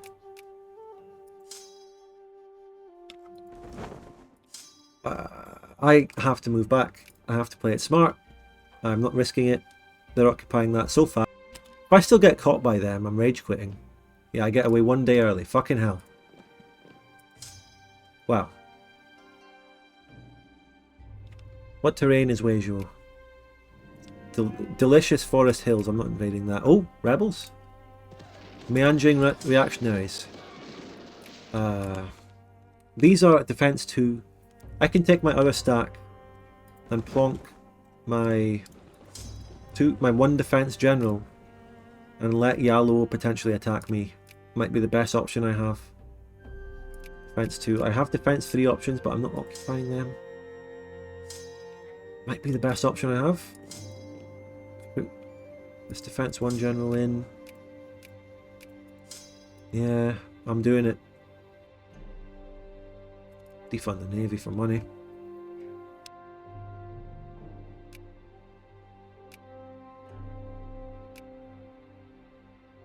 Will they attack me? This country is about to straight up annex the League of Mianjin right now. They're so close to doing that. Is it better for them to do that? Or not? I don't know. It might be. It just eliminates an army I have to deal with. They attacking me? No. They're moving down. So how do I respond? I move down here. This will be a 2 defense if they attack, and this would be a 3 defense if they attack, so... we are somewhat safe. I hope they don't have some kind of god general. If I had vision over their battles, if they do battle each other, I would see what generals they have.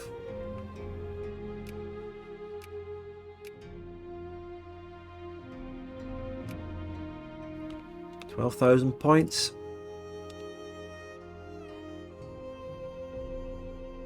Oh my fucking god. Where are you coming from? What a bait and switch. They start coming up north. 29th of January. Oh shit. Here we go. 28th. Move, move, move, move, move. The fucking roll. A 4 attack. Okay, we're done. Okay. Okay. Okay, I'm reverting. Okay. I'm reverting. I get it. I get it. They have a 4 attack and a good roll. Okay. I get the idea. I couldn't even... like, we were on a month tick, so I took the autosave. My army was down to 6k with no org before I could even see what was going on, right? How about January? January seems reasonable. Blink and you miss that shit. Right, now we know that they have a 4 attack general, so I basically have to attack him. Which ultimately it means maybe letting them siege me at some point. So if they come to my capital, I attack that. I guess that's the only thing I can do. Pretty much.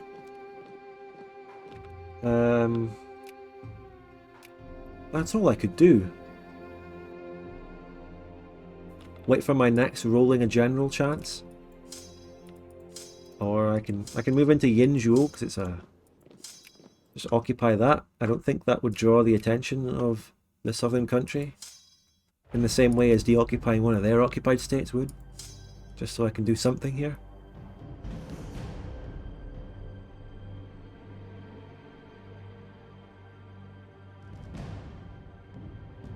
.9 attrition. Oh Jesus.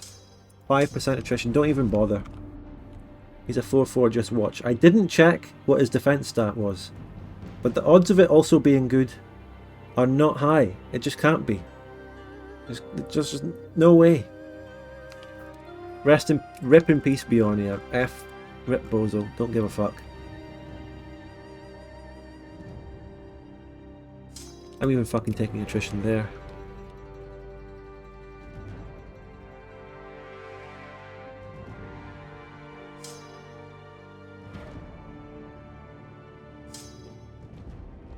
We have to play the long game here, ladies and gentlemen. We have to play the really long game. You need the capital or you won't get it. Well, that's the most vague statement I've ever heard. Get what? I'm not... like, you know, I have to let the southern country occupy the Christian one and then fight it when it comes up to me. That's the only strategy I have of winning this war. That's all I can do. You understand? I don't have the money to build a bigger navy and try and get rid of that navy, but when the Christian country dies, that navy will disappear and this one has a smaller one, so I can go out there.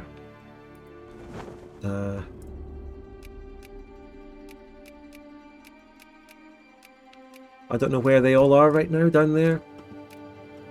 This country, it's unsieging itself from the Christian army, which is still intact. But does that give me an opportunity to siege the capital of the Christian one? Shall I try that again? Yeah, let's have some fun. I'll take a manual save in a moment. Can you do army reforms to westernize? You can get some bomb divs. What do you mean bomb divs? I can do more army reforms. You are right, but I'm waiting for medicine, as I've said a million times through the stream. I'm waiting for medicine. I already have artillery in the army. How much Miltech does this one have? 2. They only have 2.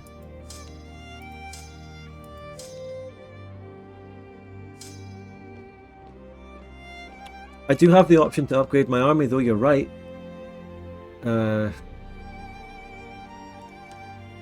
For the cost, it's like 4,000 research points. I could really easily throw another reform into army to get army command principle, which is a very good tech, military tactics, hospitals, morale, and then good inventions as well. I could get that. Could I get muzzle-loaded rifles? Yeah. And that would even start building an ammunition factory for me. I meant mob divs. So mobilization. Which one? Nah. You're prevented from mobilizing due to being unciv here. I think. But I don't think there's any way I could mobilize no matter what reform I get. The only thing I could do is army command principle, which is good. It's really good. Tactics might help. But what's more important is the general, the role, and, you know, that sort of thing, and the terrain. That's what really matters. It's a difficult decision.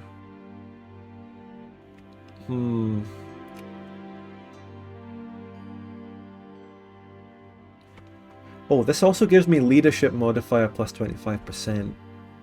I can then get more generals. So that can help me with... I'm getting it. I'm fucking getting it. I'm getting it. It puts me back in research points, but I can still just save up, and if I win this war and annex these Zhourao countries, I'll get more. Right, take it. Okay, I just saw the rebel faction flag appear. And the militancy obviously went up from taking a reform, but it's going down. Reactionaries. Oh dear.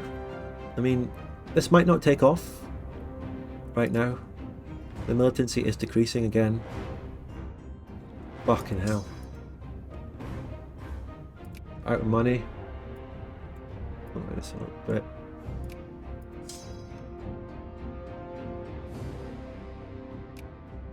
What are they doing? Oh fuck, that army's coming for me, isn't it? That army's fucking coming for me. They're not sieging anything. They're not sieging anything down. Yes, they are. They are unsieging themselves. The Yalu army is here. If I put more on this stack, I can siege faster.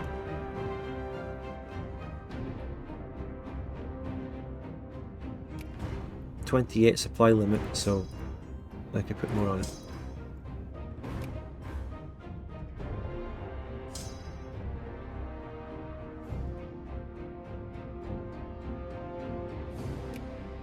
Oh my god, I saw the number of reactionaries. It's so, these playthroughs are so punishingly difficult. So difficult.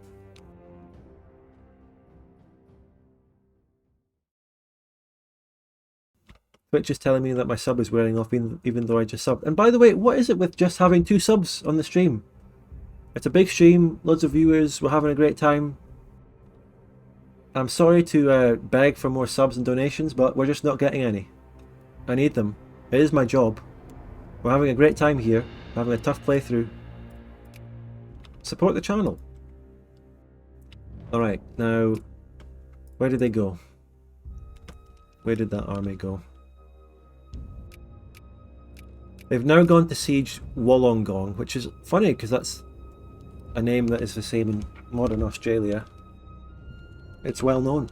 It's a funny name. Apparently the Chinese went here and were like, yeah, let's keep that one.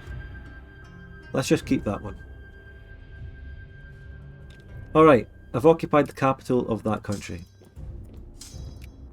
The supply limit there is too small. Let's go back. We've got the capital, that's really good for us, you know. Let's go back and wait a little bit more. Yes, sneaky. Big civil war.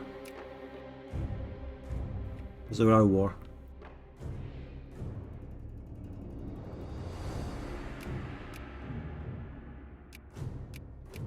I'm encouraging soldiers. Yeah, you know. Oh, what's this? 3k? I can finally fight a battle. Let's do it. They white pieced. How did you notice that? Did they? They fucking did? So now I'm just getting 2v1, am I? Wow. But yeah, it should not have white pieced. That shouldn't be possible to happen. Wow. Well, that does mean that the big stack will come for me and allow me to carry out my plan of attacking it or whatever. Hello, Meown. I can just wait for the big enemy war attack stack.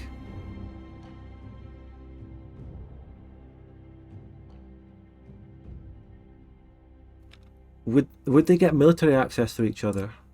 I mean, no, yeah, two countries at war with the same enemy get default access, I believe.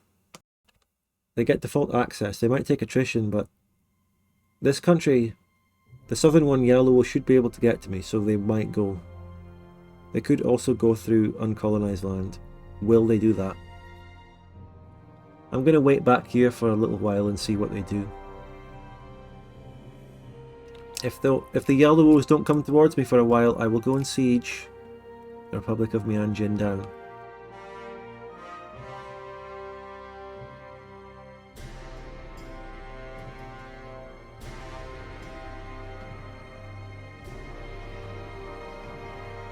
Only same war, not separate wars. No, they do get access to each other. I'm sure of it. Yeah, they might... They're on no org. They might be exiled, but here they are. Oh, and now even the Mianjin have a full fucking 30k stack, guys. With God knows what kind of general. Fuck. This is Forest Hills. This is Forested Farmland. Right, what are they going to do? Both of them uniting against me by white piecing. What fucking bullshit. Full org. Exiled through or something. So they're exploiting through. Look at them literally uniting their armies. Literally fucking uniting their armies together. White piecing and uniting their armies. Have you seen any bigger hugbox bullshit by the AI?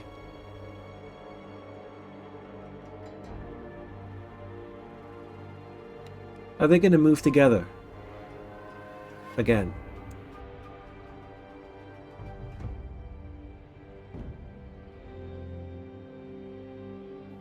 Yeah, those other ones became exiled now.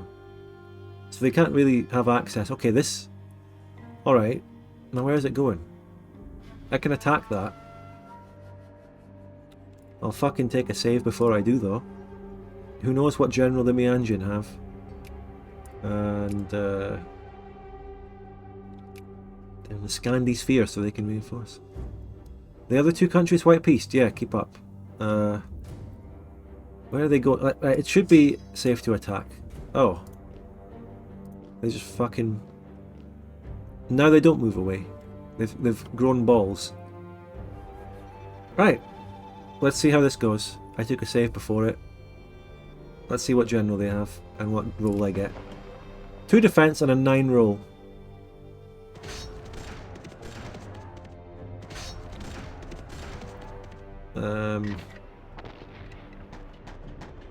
Nine roll. Okay, let's revert that for the rolls.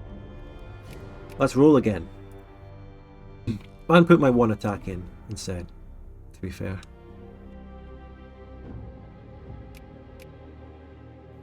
I mean, what else can you do here when you get 9 rolled?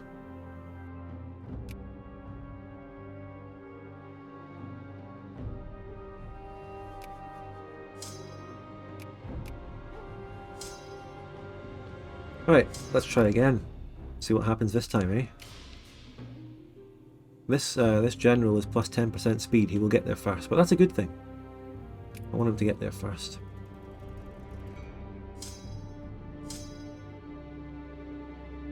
Does the fanfork have Burgundy content? Yes. Right, let's see what the rolls are this time. 1-1, which is not good because of the terrain for me. So I take twice the casualties, even though the rolls are similar. 9-5 to me, that's good. There you go. I'm still taking massive casualties though.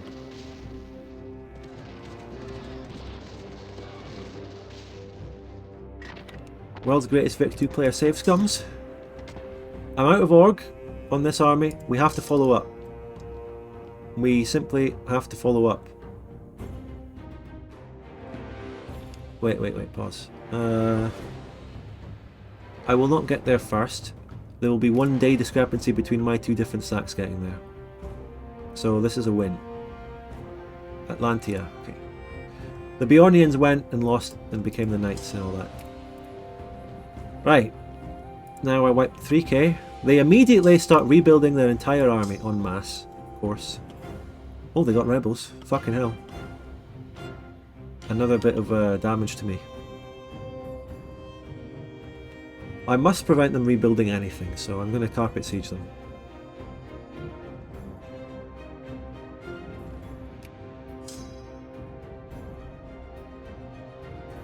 All my soldier pops are gone.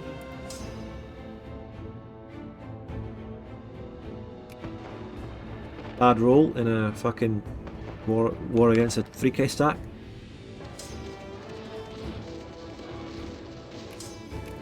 Lay out the carpet, boys. It's the only way. I'm going to sit there and reinforce a bit on that army.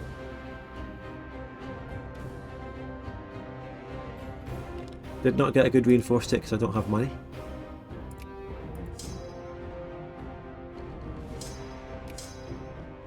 Hopefully, the Southern Army doesn't intervene until I annex the Meanjin country, and they won't because they're exiled. They don't actually have access.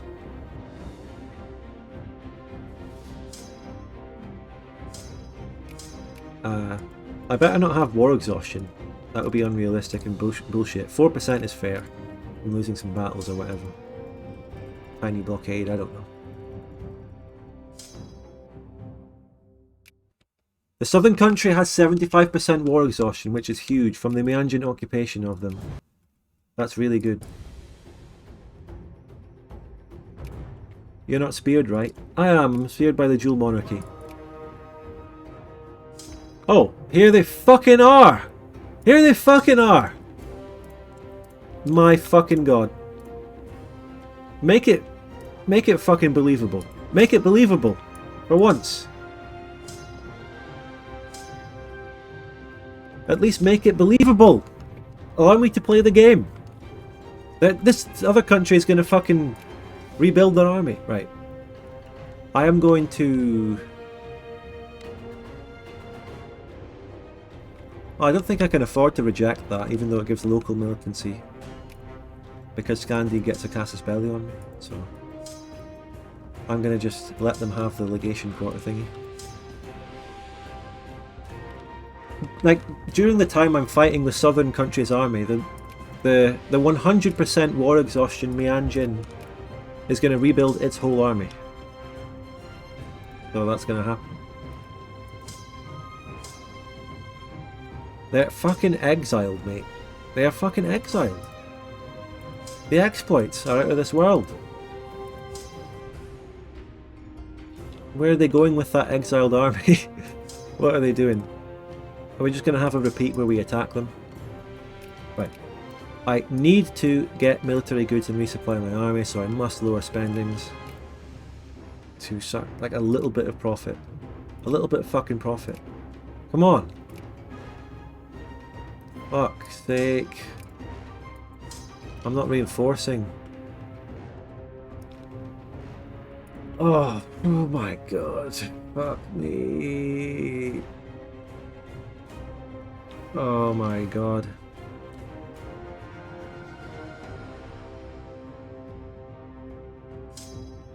Reinforce, give us a Christmas miracle. Nothing. Alright. Attack it then, see what happens. Take a save.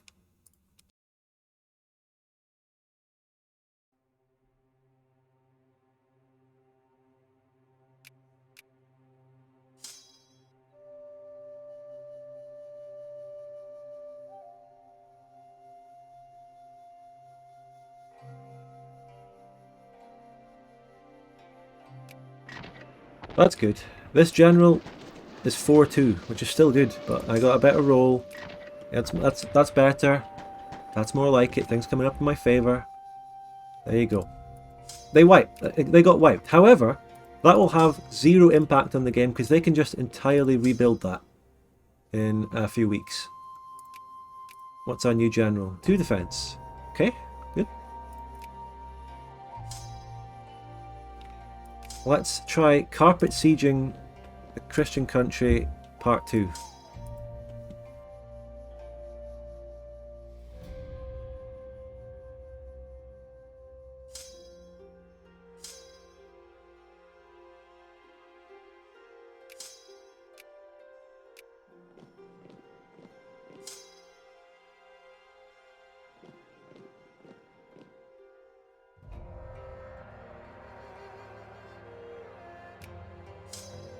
Excellent, excellent, excellent.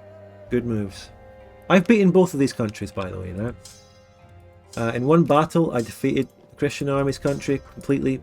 Their army was wiped. And in the other battle, I defeated the southern one. And they're both on massive war exhaustion. But they will still be able to fully rebuild their whole armies. So...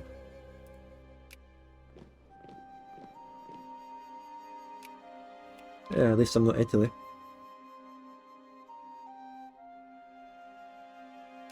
Right, speed 3 it and watch this carpet siege happen in it'll take years to siege anything here. Fucking years. Kill them as they try to build.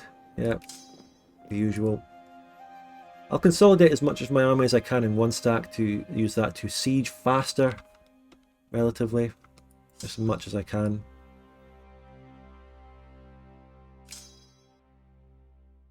I probably should have put the 2 defense on that to be safe from this country. And who is colonizing? Scandi is colonizing the south. Are they rebuilding? Not yet, but they will. Mark my words.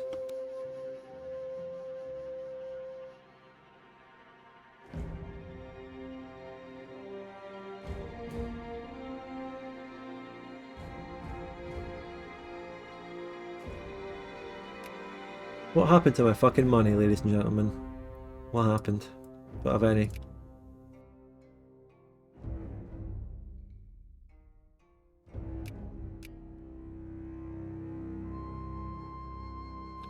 Building one down here now, mate. That's dangerously close to the southern country. But we haven't built anything yet.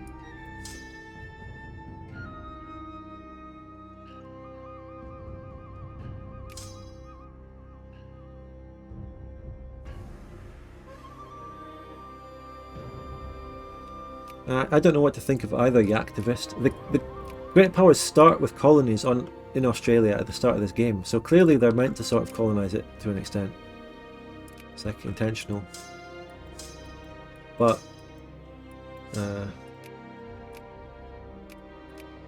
it's also annoying in a way, but you know, we'll see what happens going forward. If Scandi doesn't sphere south, they take a treaty port. Okay, good. Good so far.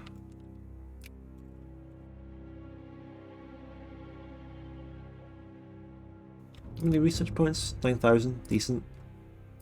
We're going to still be going for medicine at this point.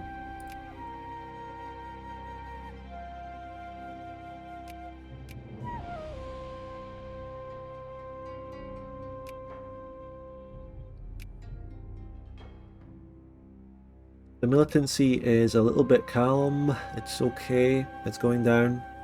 I don't think I'm going to rush to another reform. I think we can spread it out and take our time just to keep the militancy down and not die to rebels too quickly.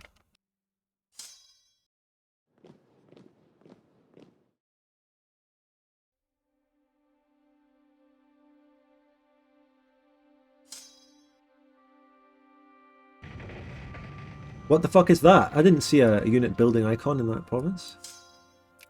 Shit.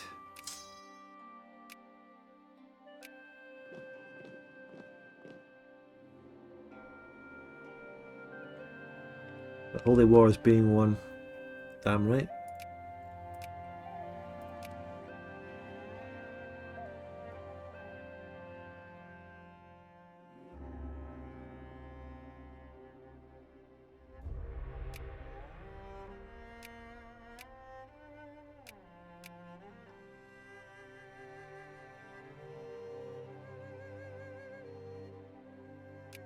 At what point can I just annex this one? Which will be big for us. We'll be able to start rebuilding. This one down here has already rebuilt 2 brigades. Concerning. Much concerning. This, oh, yeah, fine, good stuff. Let's go and wipe this. Just get it out of the way.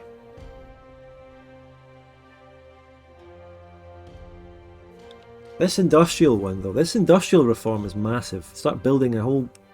Too many factories get built, frankly. I don't know what kind of composition I want here. I want a rum factory. This state has lumber and fish and fucking sugar, which isn't really good for anything. You can make a logging industry there, I suppose.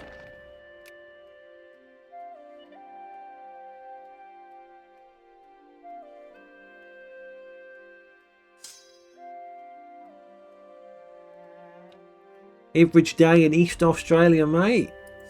Average day.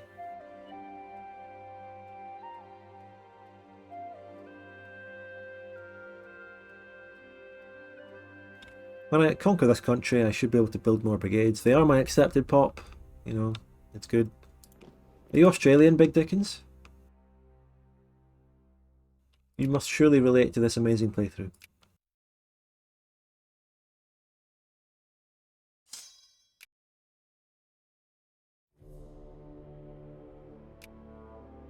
Still at 2 brigades. I can't believe the other 2 countries fucking white piece each other. You can't make this up. You can't make this shit up, you know.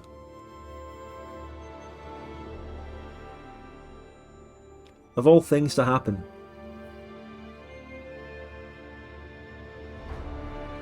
There should be something blocking them from white piecing each other. It's like, it's not in the spirit of what's going on. It's a mechanical necessity. Yeah, you know, and the AI will do it when they get the option, but they shouldn't be able to do so in a death war for the formation of a country between these constituent nations. Shouldn't be happening.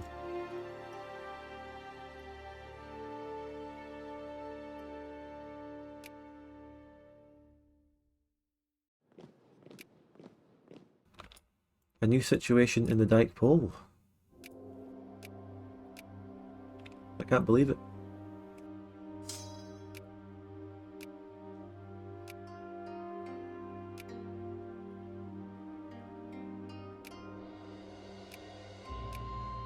Nearly there. How do you install this mod?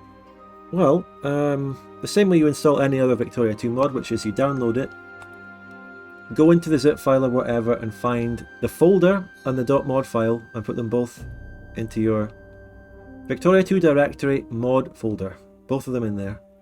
Launch up the game and you should get a tick box in the launcher.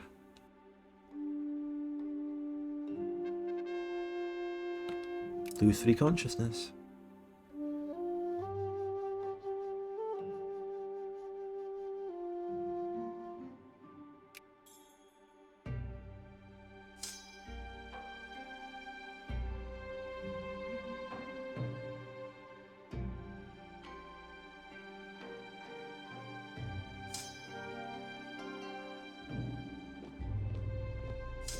Do you think we'll have... By the way, first of all, where's my bloody channel point predictions? It's too late for that. It's over for channel point predictions. It's too late to get it in this war. And that's it. Unite the nation.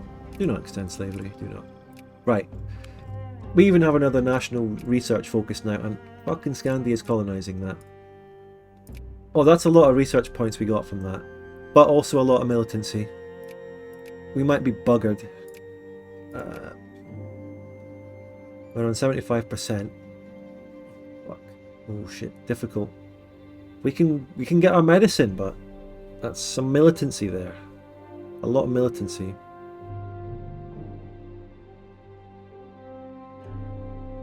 Take a save. Take a save and get medicine. We've incorporated these new states. Wei is now my most populous. Put some clergymen there.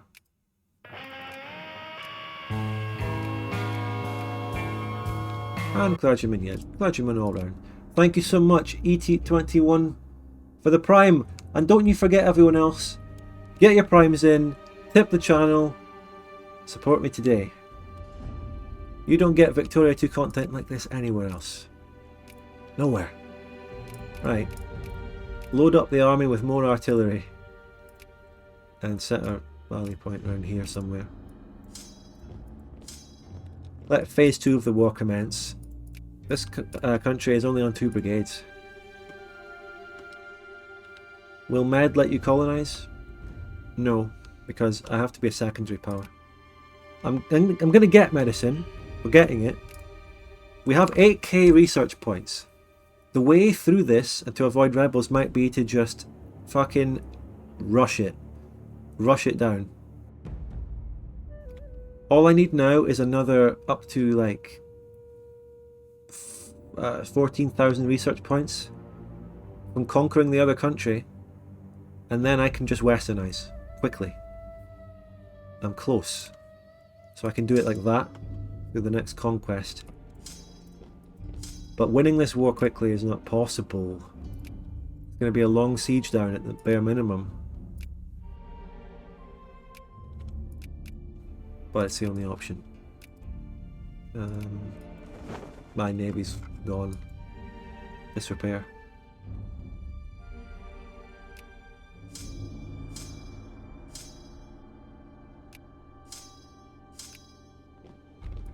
Go, go, go, boys.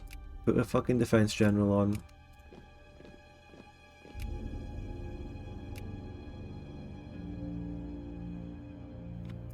Annexing that country is not allowing me to make any more money. If I can just get over into the positive a little bit, like that, I can replenish my army more and put money into constructing new units so I can build all this stuff. That's important to get this done quickly.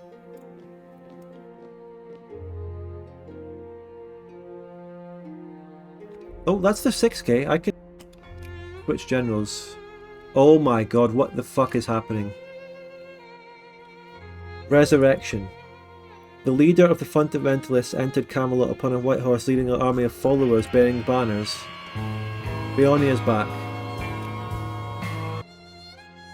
Thank you, Poppy Unread, for the Prime. Cheers for the Primes. Support the channel today, everyone. Beoni is very quickly back with the resurrection. It did not take long. Wow. So anyway,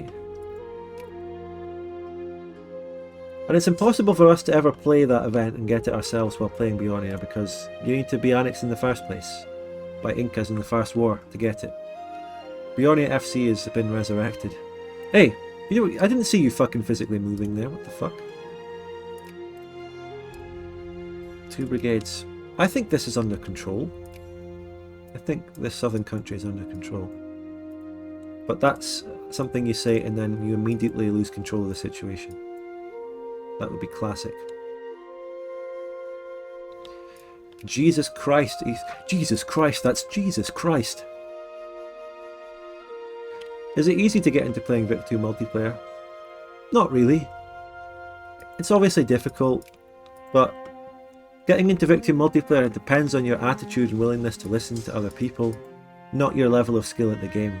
People are surprisingly accommodating for different levels of skill at the game, as long as you're... If you make that very clear, and you allow yourself to get put on a small country on the roster, if you have a good attitude, decent banter, good fun to hang around with, people will take well to you. It's down to people skills, really, at the end of the day.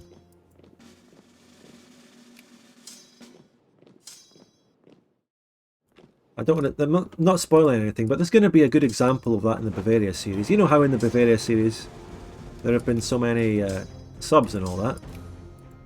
A revolving door, but we're going to get an example of a sub coming in soon who's going to be fantastic to play with. That doesn't spoil anything, you don't know what country it'll be.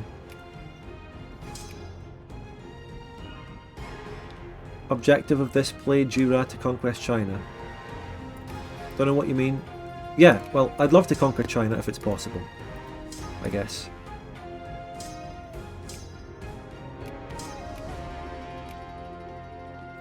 much attrition. Should I carpet siege this nation?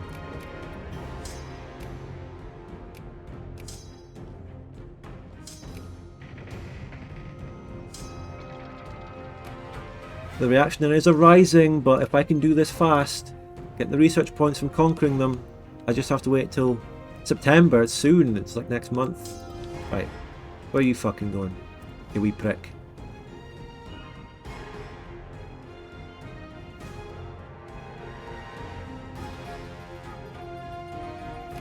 Right, boom, siege.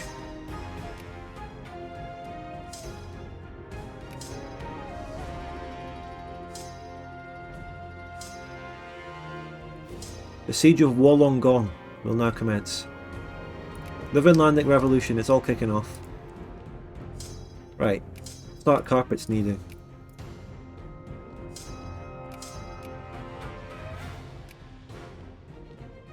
Carpet sieging is surprisingly effective and good.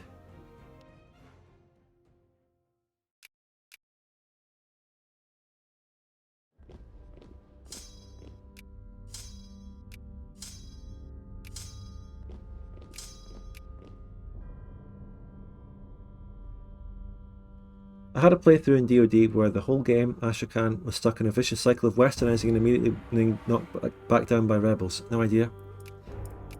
So, if rebels win when you're westernized, after you've just westernized, can they bring you back to unziv?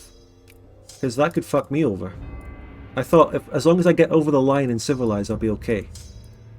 But I might be wrong. Like, they might actually be able to bring me back into the abyss. We'll see about that when it happens. The carpet siege is happening. They'll probably be building something down in the capital region as well, so I need to get down here. They're bringing it to partial westernize. Well, that's bad. Right, yeah, the capital. Get there. With the general. We can do another reform. None of them are enough to westernize. I will get the education one as soon as I can.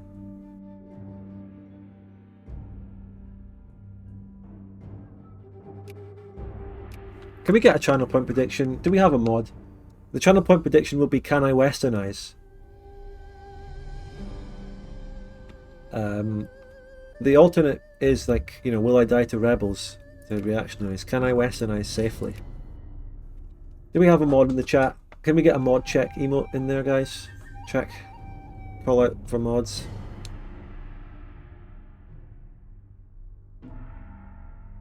I'll give you a second. I'm going to stretch my leg for a second. Always good when you're sitting down for long periods of time, you know, gaming or streaming. You know, get up, stand up and walk around a bit, you know, get the blood flowing.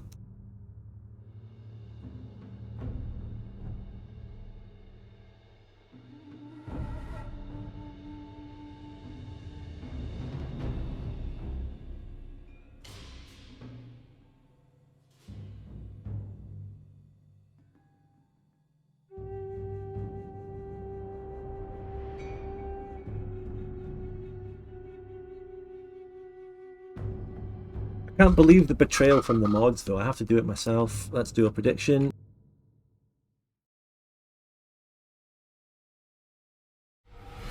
Right.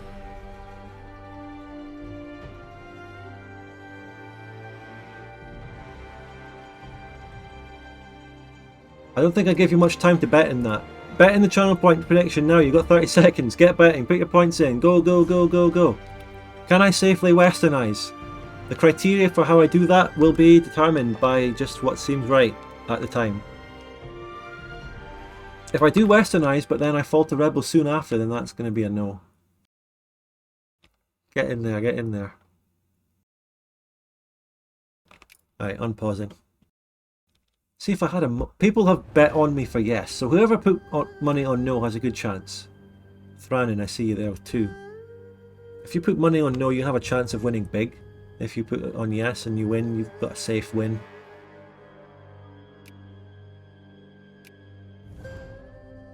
Oh shit, I have a unit up here. Get down there, get down there.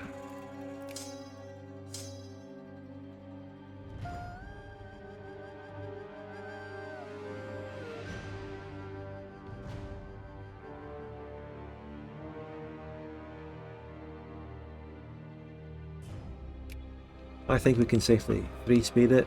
Nothing's happening at the moment other than laying down a carpet on the enemy, carpet sieging.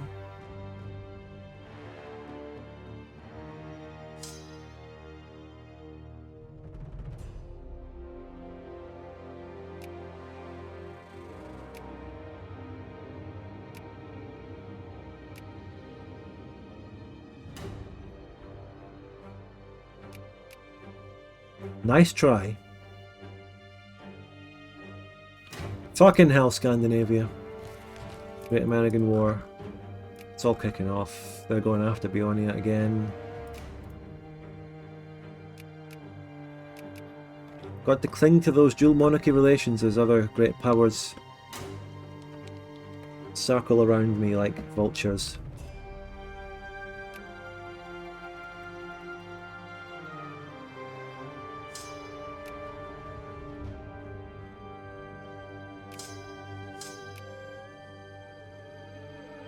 Hello, Homie and Chad.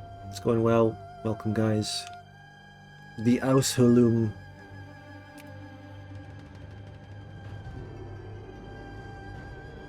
Would you ever play this in a multiplayer lobby? No, DoD fan fork, as I've said before, it doesn't work in multiplayer. It's not designed for it.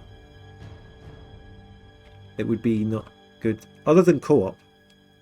It would be good for little co-op games, but not a real big multiplayer lobby that you're used to watching in my videos.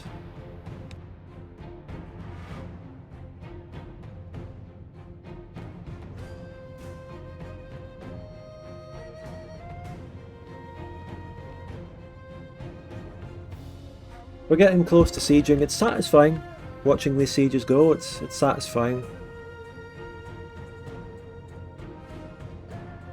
If a bit slow, you know, as this militancy threatens to completely fuck me up. There's no brigades. There's no brigades ready to join. So that's always promising.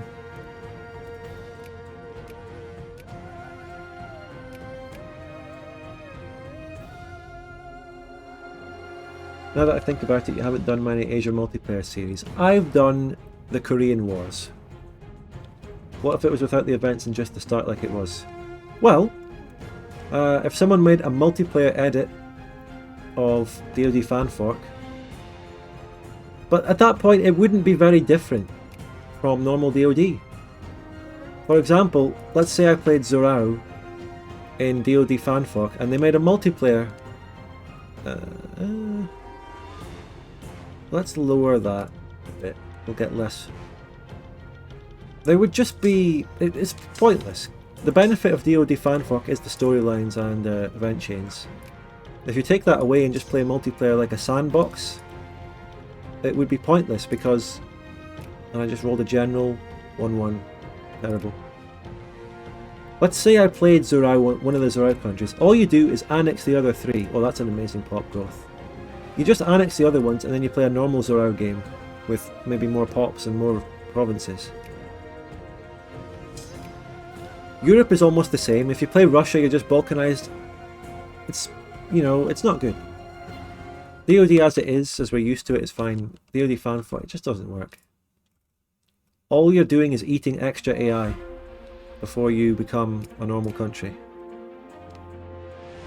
It's like Ersta Aquitania. It just makes it more like Ersta Aquitania, where Europe is much more heavily balkanized, so you're just annexing more AI before you fight the players.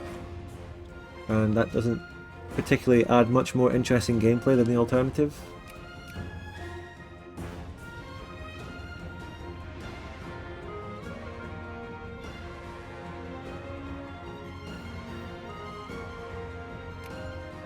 Oh, that's cute. They named this region down here in the South Guangzhou after the southern region of China. It's cute. Thinking they're home.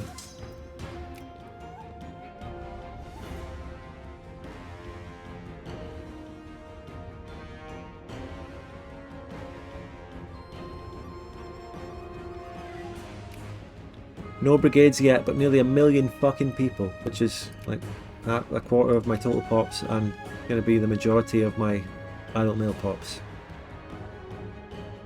It's so over. We're done. It's zhoosh over.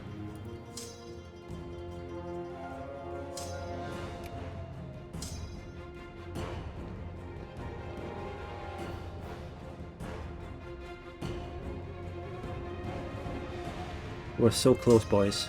We're so close to the prize. The sieges are getting done rapidly.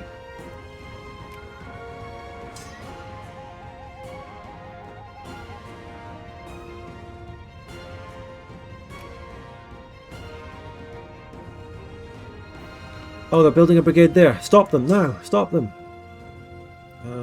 They're there.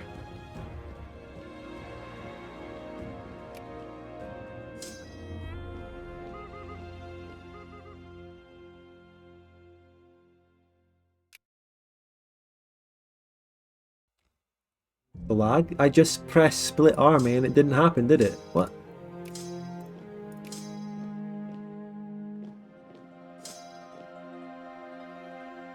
What did you ask Santa this year?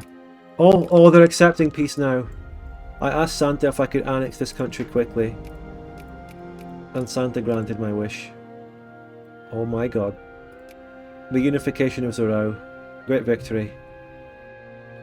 Do I do this before or after I westernize? Right, take a save. Is there any difference? We fucking did it, lads. We fucking did it. And let me tell you, it was a challenge. And someone in the chat suggests after, and someone suggests before. Do it before. Oh yeah, okay, okay. There is Jope. The next main... we have to deal with fucking Europeans now, who are fighting Tawant and Suyu.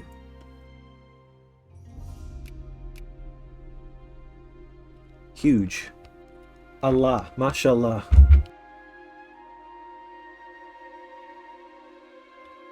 So, look at all the reforms I could take if I wanted to. You know, how about instead of education, I take the romanticism one? I'm just feeling a little bit arty. But no, we will take positivism. That puts us to max research points. I hit the limit. I pushed it to the limit. Let's unify Zhourao first.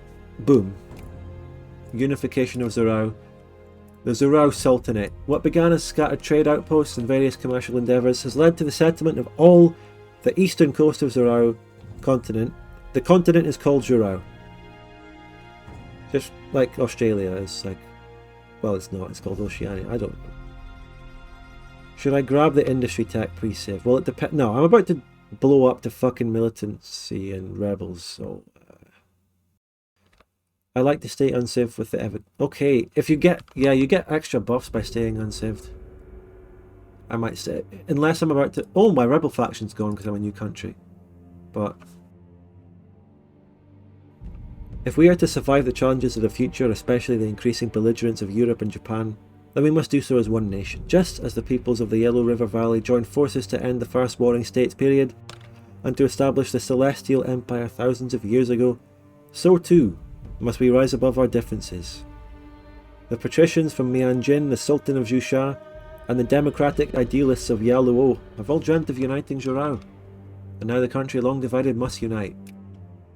By the way, if I were to look at Wei Highway here, they are... yeah, they're Catholic! But there are also Muslims in here. And Buddhists as well. Oh, we're converting them to Sunni. We're converting everyone to Islam, yes, do it. Go, go, go. Convert them. Based. We can claim Kumalon. Gain some cores. Yeah, that's exactly what Scandinavia has just colonised.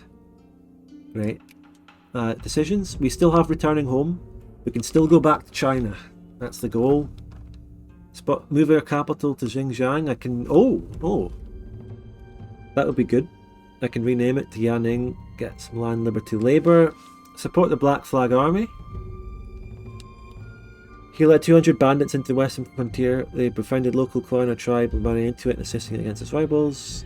The Black Flag... I'm trying to skim through this. He has been raiding the Scandinavian colony of Sofia. We should instead secretly offer him the amnesty and governorship of the region in exchange for him using his army to drive Scandinavia out. So that's how we get rid of Scandinavia.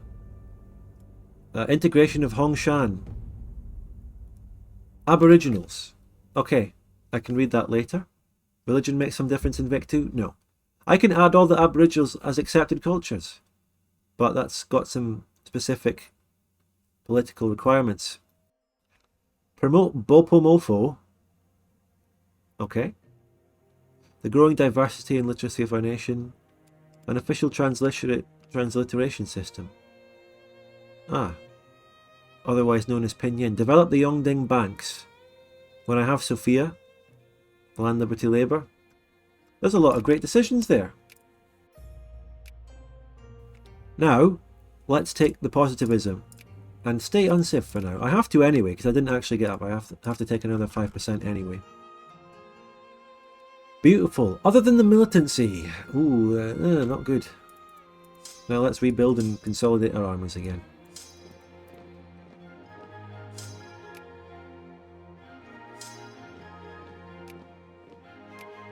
Absolutely beautiful what we've done here.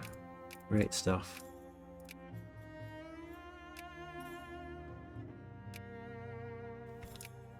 Yep. Little bit of admin deficiency down here, but it's fine. We've got admin efficiency in most of the country. I'm pretty sure you can't do the Black Flag Army after sieving. Okay, well what do we need to do it? Thanks for warning me. The second sack of Cusco, it's over. I need 50,000. I need a stockpile. Oh! I don't think I've ever seen a requirement like that. Admin deficiency? You mean Discord mods? Nah, I don't have an admin on Discord at the moment. Just mods. They're very different, you know. More alliances. Pontiac, that's an Islamic flag I just saw there. Beautiful. That's what we're all about here.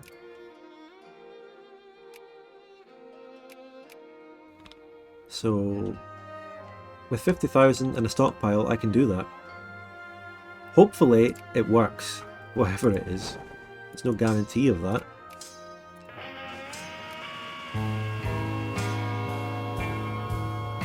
Ah yes, Zhourao, the most famous Islamic nation. Yes, yes. Thank you so much, that one boy, for the 21 months. It is Islamic. And it will always be.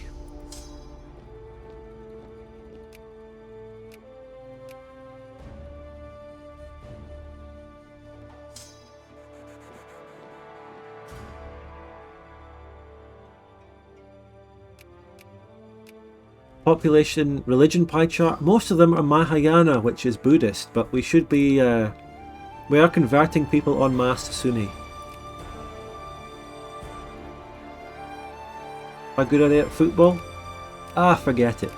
Forget it. No one cares about football anymore.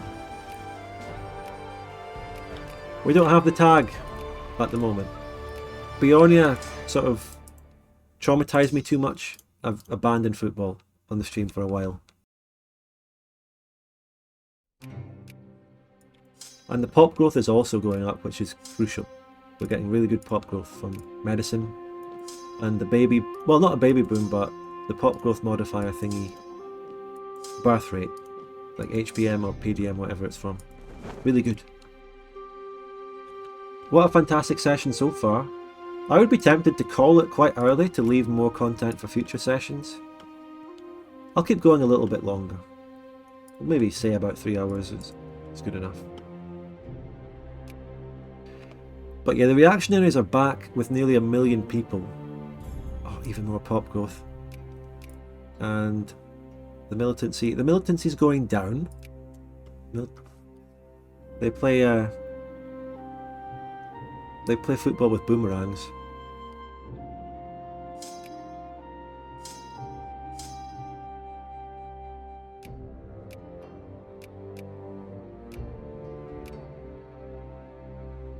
We even have a good army. I could...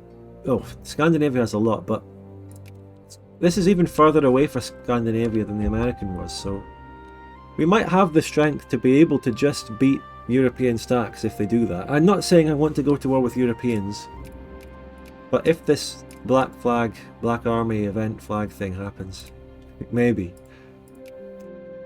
Yeah, I will need to manually stockpile for that event. It's the only way, actually. Shall we set up the stockpiles now? Ammunition 200. Okay. Let's do it. Ammunition. Buy 200. That'll be expensive as fuck. Before 1850.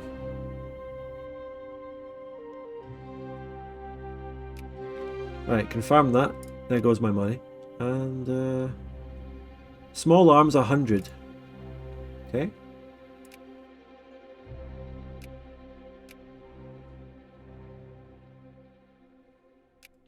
Confirm. And the last one was it artillery? Yeah, 25 artillery. The artillery one is mercifully small. Not as many needed. Okay. Hopefully we pay for all of those, get it over with, stockpile them, on, and then we build up 50k money reserves. We can lower this shit a little bit in aid of that. Okay, I think we've bought the stockpiles now already. Yeah, we've got the stockpiles. Fine, we'll be able to build up 50k soon. Now here's the thing, I can already take another reform and fucking westernize, but I'm gonna stay uncived, and I'm not gonna take a reform yet because I want to manage my militancy. Let's just stay calm and stay where we are, okay? Let's not get too hasty or anything.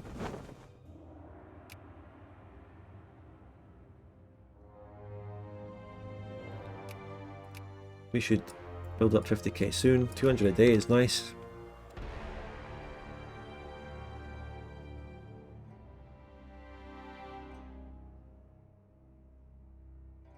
I don't need to go around conquesting a lot in order to desperately get research points. I would rather keep my conquesting of stuff until after I've cived, so they no longer affect my literacy directly.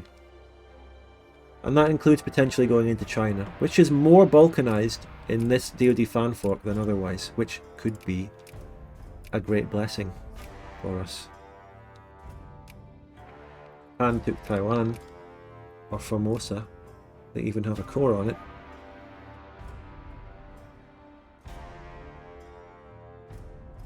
I mean, I'm glad that DoD fanfork makes Japan take that, because normally, under any mod, the AI Japan never expands or does much. It's never really a threat or a rising power like it should be. The AI Japan never really does anything in any mod. It doesn't. It just doesn't. And it's good that this event, you know, it sort of railroads it into doing something, at least.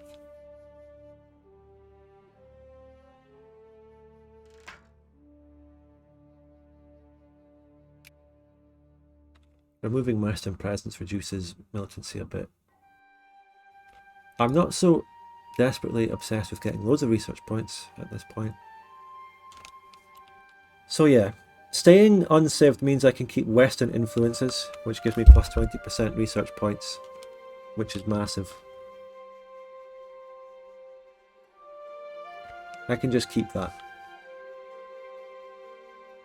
The order national value is not very good, although it's keeping my militancy and consciousness down a little bit. Right, so we've nearly got the 50k. I might not hit it immediately, because I might want to keep some cash reserves, because I lose the 50k. We might even be going to war with Scandinavia, so it would be wise to build up money. And as a Chinese nation, we have to be wise, and be the wise man. Why is this toggling on and off from being allowed?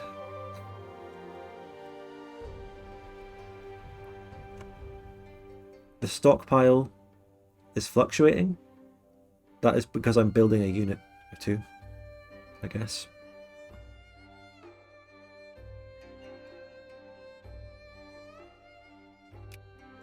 Should I leave the Black Flag event as a sort of cliffhanger for the next time I play?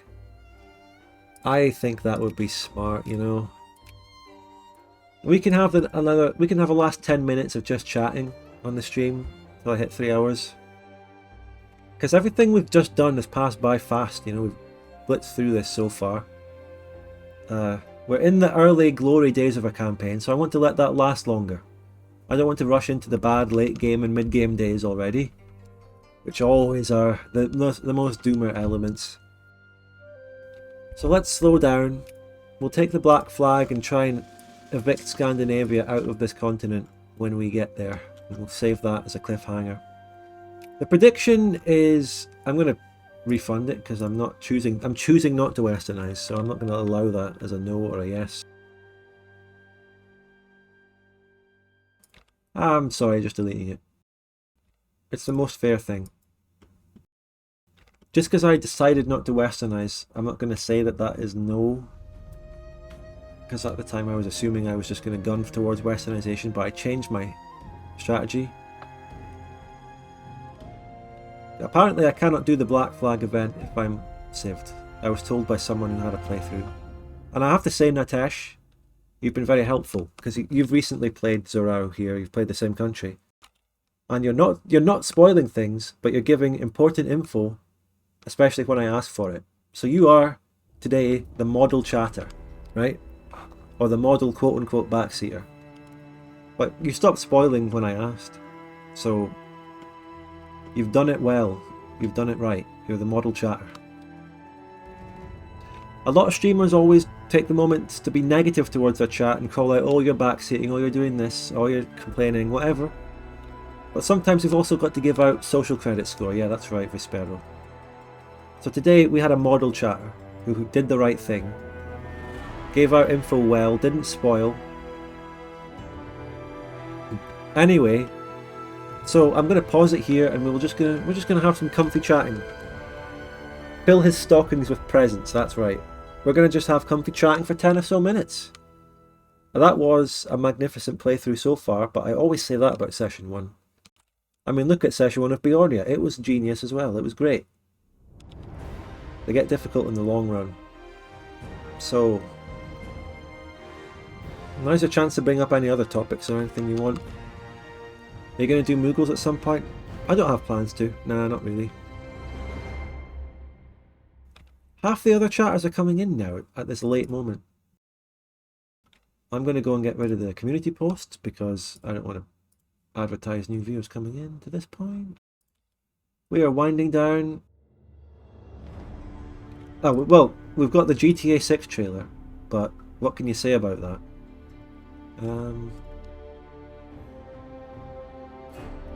I'll just delete this community post for a second and get back to you.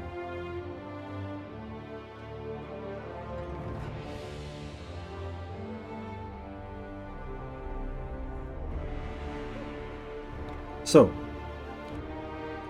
yes, 10/30/20. I do believe that, yeah. I don't think there is any content for India. The mod team are actively working on Middle East and Balkans content as their priority. The big updates. They've also just come off of making more Taiwan and Suyu fixes as their most recent stuff. What was your favourite subject at school? Me, it's going to be a cliche. History, you know, that was how it is. You know, we're all playing map games and shit. You know, it's all about history. That was what I was more into at the time. I wouldn't say I'm particularly that into history now. I'm still very interested by it, and I like to read a bit and watch the occasional video about history, but I'm not as into it as I used to be. But anyway, what did you all think of the GTA 6 trailer? What's everyone thinking? It's really hard to talk about it without getting into these toxic issues. It's just really a bunch of people dancing and walking on a beach, as far as I remember. It looked good, yeah.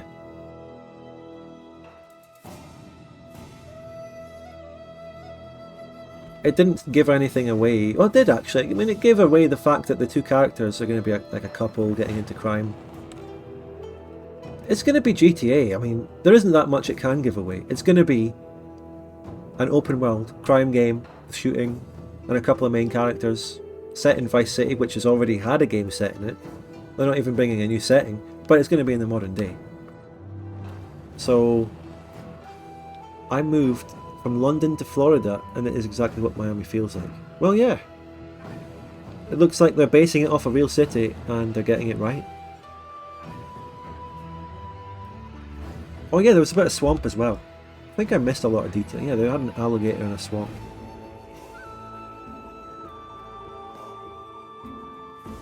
But yeah, 2025, it's a long way away anyway, isn't it? We've still got to get through another whole year of 2024. So, what are they going to do in 2024? Release dev diaries?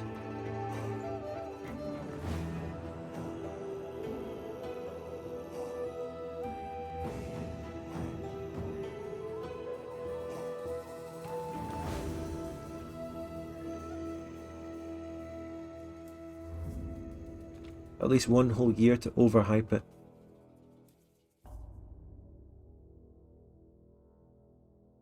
Yeah, I'll be looking forward to it. I'll be getting it when it comes out and all that. And by the time that comes in 2025, I will definitely have a new PC, because I'm going to be getting a new PC at the end of December. These holiday sales and whatnot. I'm going to be getting a new PC.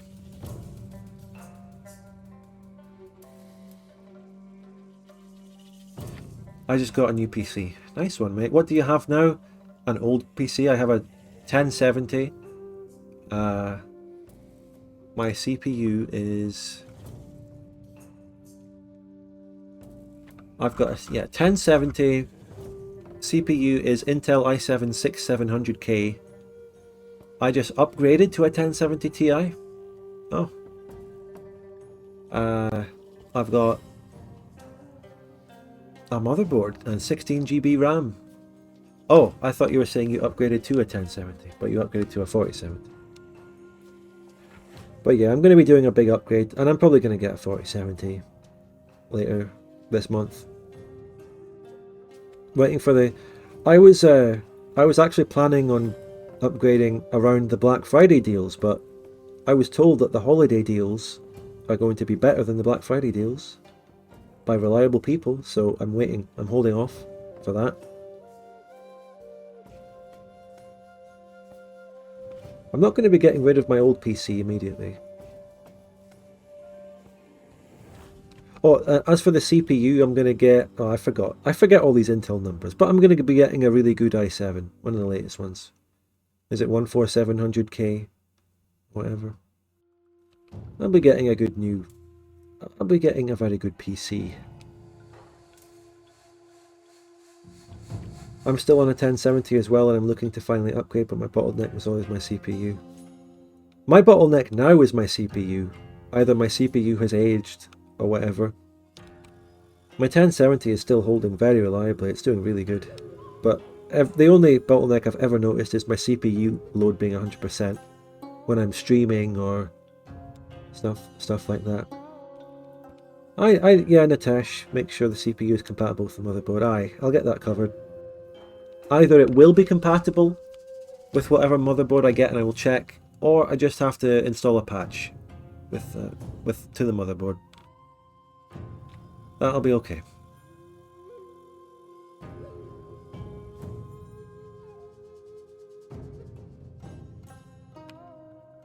Hello Spudgun, only just got Twitch, part of the VOD crew, really enjoy single player runs. Very glad to hear it. I'm glad to see you tuning in now. Let's just pan over the country I'm actually playing as we wind down. Yeah. I've been streaming for about 3 hours, we've just made it through a Zhourao playthrough, a Sultanate playthrough. We formed Zhourao as the Sultanate of Zhushan. It's 1847. So I'll be returning to this later in the week. I'm not streaming as much this week in my evenings as I was, say, last week or the week before. I am focusing on editing. I'm editing Bavaria Part 15, of course, and also a Victoria 3 video about 1.5. The next stream is probably going to be Friday, and it's probably going to be Lethal Company with Weevil, Piechucker, possibly someone else. If you're lucky, depending on how my editing is going, you might get part 2 of Zhourao on Thursday. But otherwise, it will guaranteed be on Saturday, okay? Zhourao part 2 will guaranteed be on Saturday or Thursday. If I do Thursday, I'll still do Zhourao on Saturday. So you'll get it anyway. Guaranteed content. Is this what I think it is? Its base is what it is. You think the conquest of the whole of Australia is possible? It's going to be a goal. I'm also going to be attempting China, but I cannot give you guarantees on either of those goals. Those are genuinely tough goals. We have an event, we have a decision ready to fire, as you might know. We're cliffhangering on the Black Flag Army against the Scandinavian holdings. We'll see what that does in the next session. Is Bavaria expected this Friday? Possibly. Well, I'm working hard on Bavaria Part 15. I got great progress made today. I don't know whether I can get it done for Friday. It's like maybe touch and go. If not, it'll be next Friday. So we'll see. We'll see. I just can't guarantee. These videos are complex and hard to make. They take time. But I am also making good progress. It might happen. It really depends on how I get along with it tomorrow. So, I'd love to be able to release them weekly.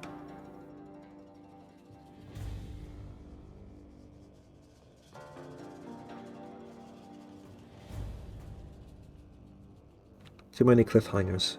You know that cliffhangers are good. You know it keeps you engaged. You know you want more. As a matter of fact, I think the Bavaria series has been light on cliffhangers compared to what I've done in other series. So, I mean, look at the American Bloodbath. I think every episode of the American Bloodbath was a cliffhanger. So, the past couple of episodes of Bavaria have been cliffhangers though. And definitely the last one. Part 13 was a gigantic cliffhanger. The biggest cliffhanger of the series. And then it really got paid off with part 14 though, didn't it? With part 14, and I tried to avoid actually spoiling the plot in case anyone hasn't seen it. But part 14 has been the absolute pinnacle of the series so far, from my own perspective, making it like the narrative. The absolute payoff of all the waiting and slow planning and plotting for the Danubian Confederation. The gigantic payoff that I used. I brought out the Tannhauser overture for it, of course. It was one of the best military moments on the channel. The payoff of so many past episodes. The payoff of part 12 between the Albions and Burgundy. The payoff of part 10 from Burgundy's perspective against the Albions. The payoff from part 12 with Italy, helping Italy and all that. What was part 11 again? Oh yeah, that was the Americas. It was the payoff of part 11 because we set Big Weevil up to be in a comfortable enough position to be able to just watch our war and provide comedic relief. So arguably it's a payoff of the Arcadian Psycho as well. We put him in that comfortable position by giving him the goods to win the Arcadian Psycho War, which guaranteed his position and secured him.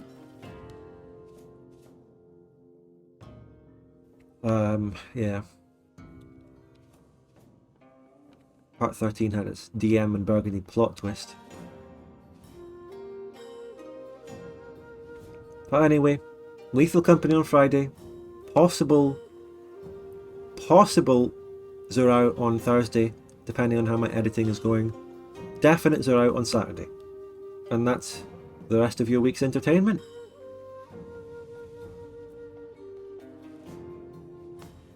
So yeah, are there any other issues going on? Not really. That was just a great stream. Thanks for the subs to everyone. This never works, but if you do want to give your last minute subs and donations, I'm right here for you. And join my Discord. Check out the OpenVic project, which had a fantastic update lately. It's got a dev diary, and we did a discussion stream on it, which was fascinating. And the project is very healthy, going well. The naysayers, the haters, the certain other project, proven wrong again, in the mud. OpenVic is strong. Haters proven wrong. But yeah, I think that's where we call it. I think that's a good place. fantastic stream. Thanks everyone for tuning in and making it enjoyable with your great contributions in the chat. Yeah. The most drawn out outro. Imagine if I just ended my videos like this. Imagine if I was just like, alright guys, yeah, join my Discord. Thanks for watching, you know. Check out the OpenVic project. Awkward silence. Support me on Patreon. Yeah, cheers guys. I could pad out a video length by doing that. If I'm ever stuck at, say, 29 minutes and I want to make it half an hour, I can just do that. But anyway, I'm leaving now. I'm actually leaving now. End your streams by just randomly ending the stream. What a fucking devious idea. Imagine doing that. I could do it and then just continue in the next stream as if nothing happened and that was just the natural ending point and I called it there. Just do that. I could also do that to my videos. Imagine. Anyway, thanks everyone. See you later. Bye. Bye bye.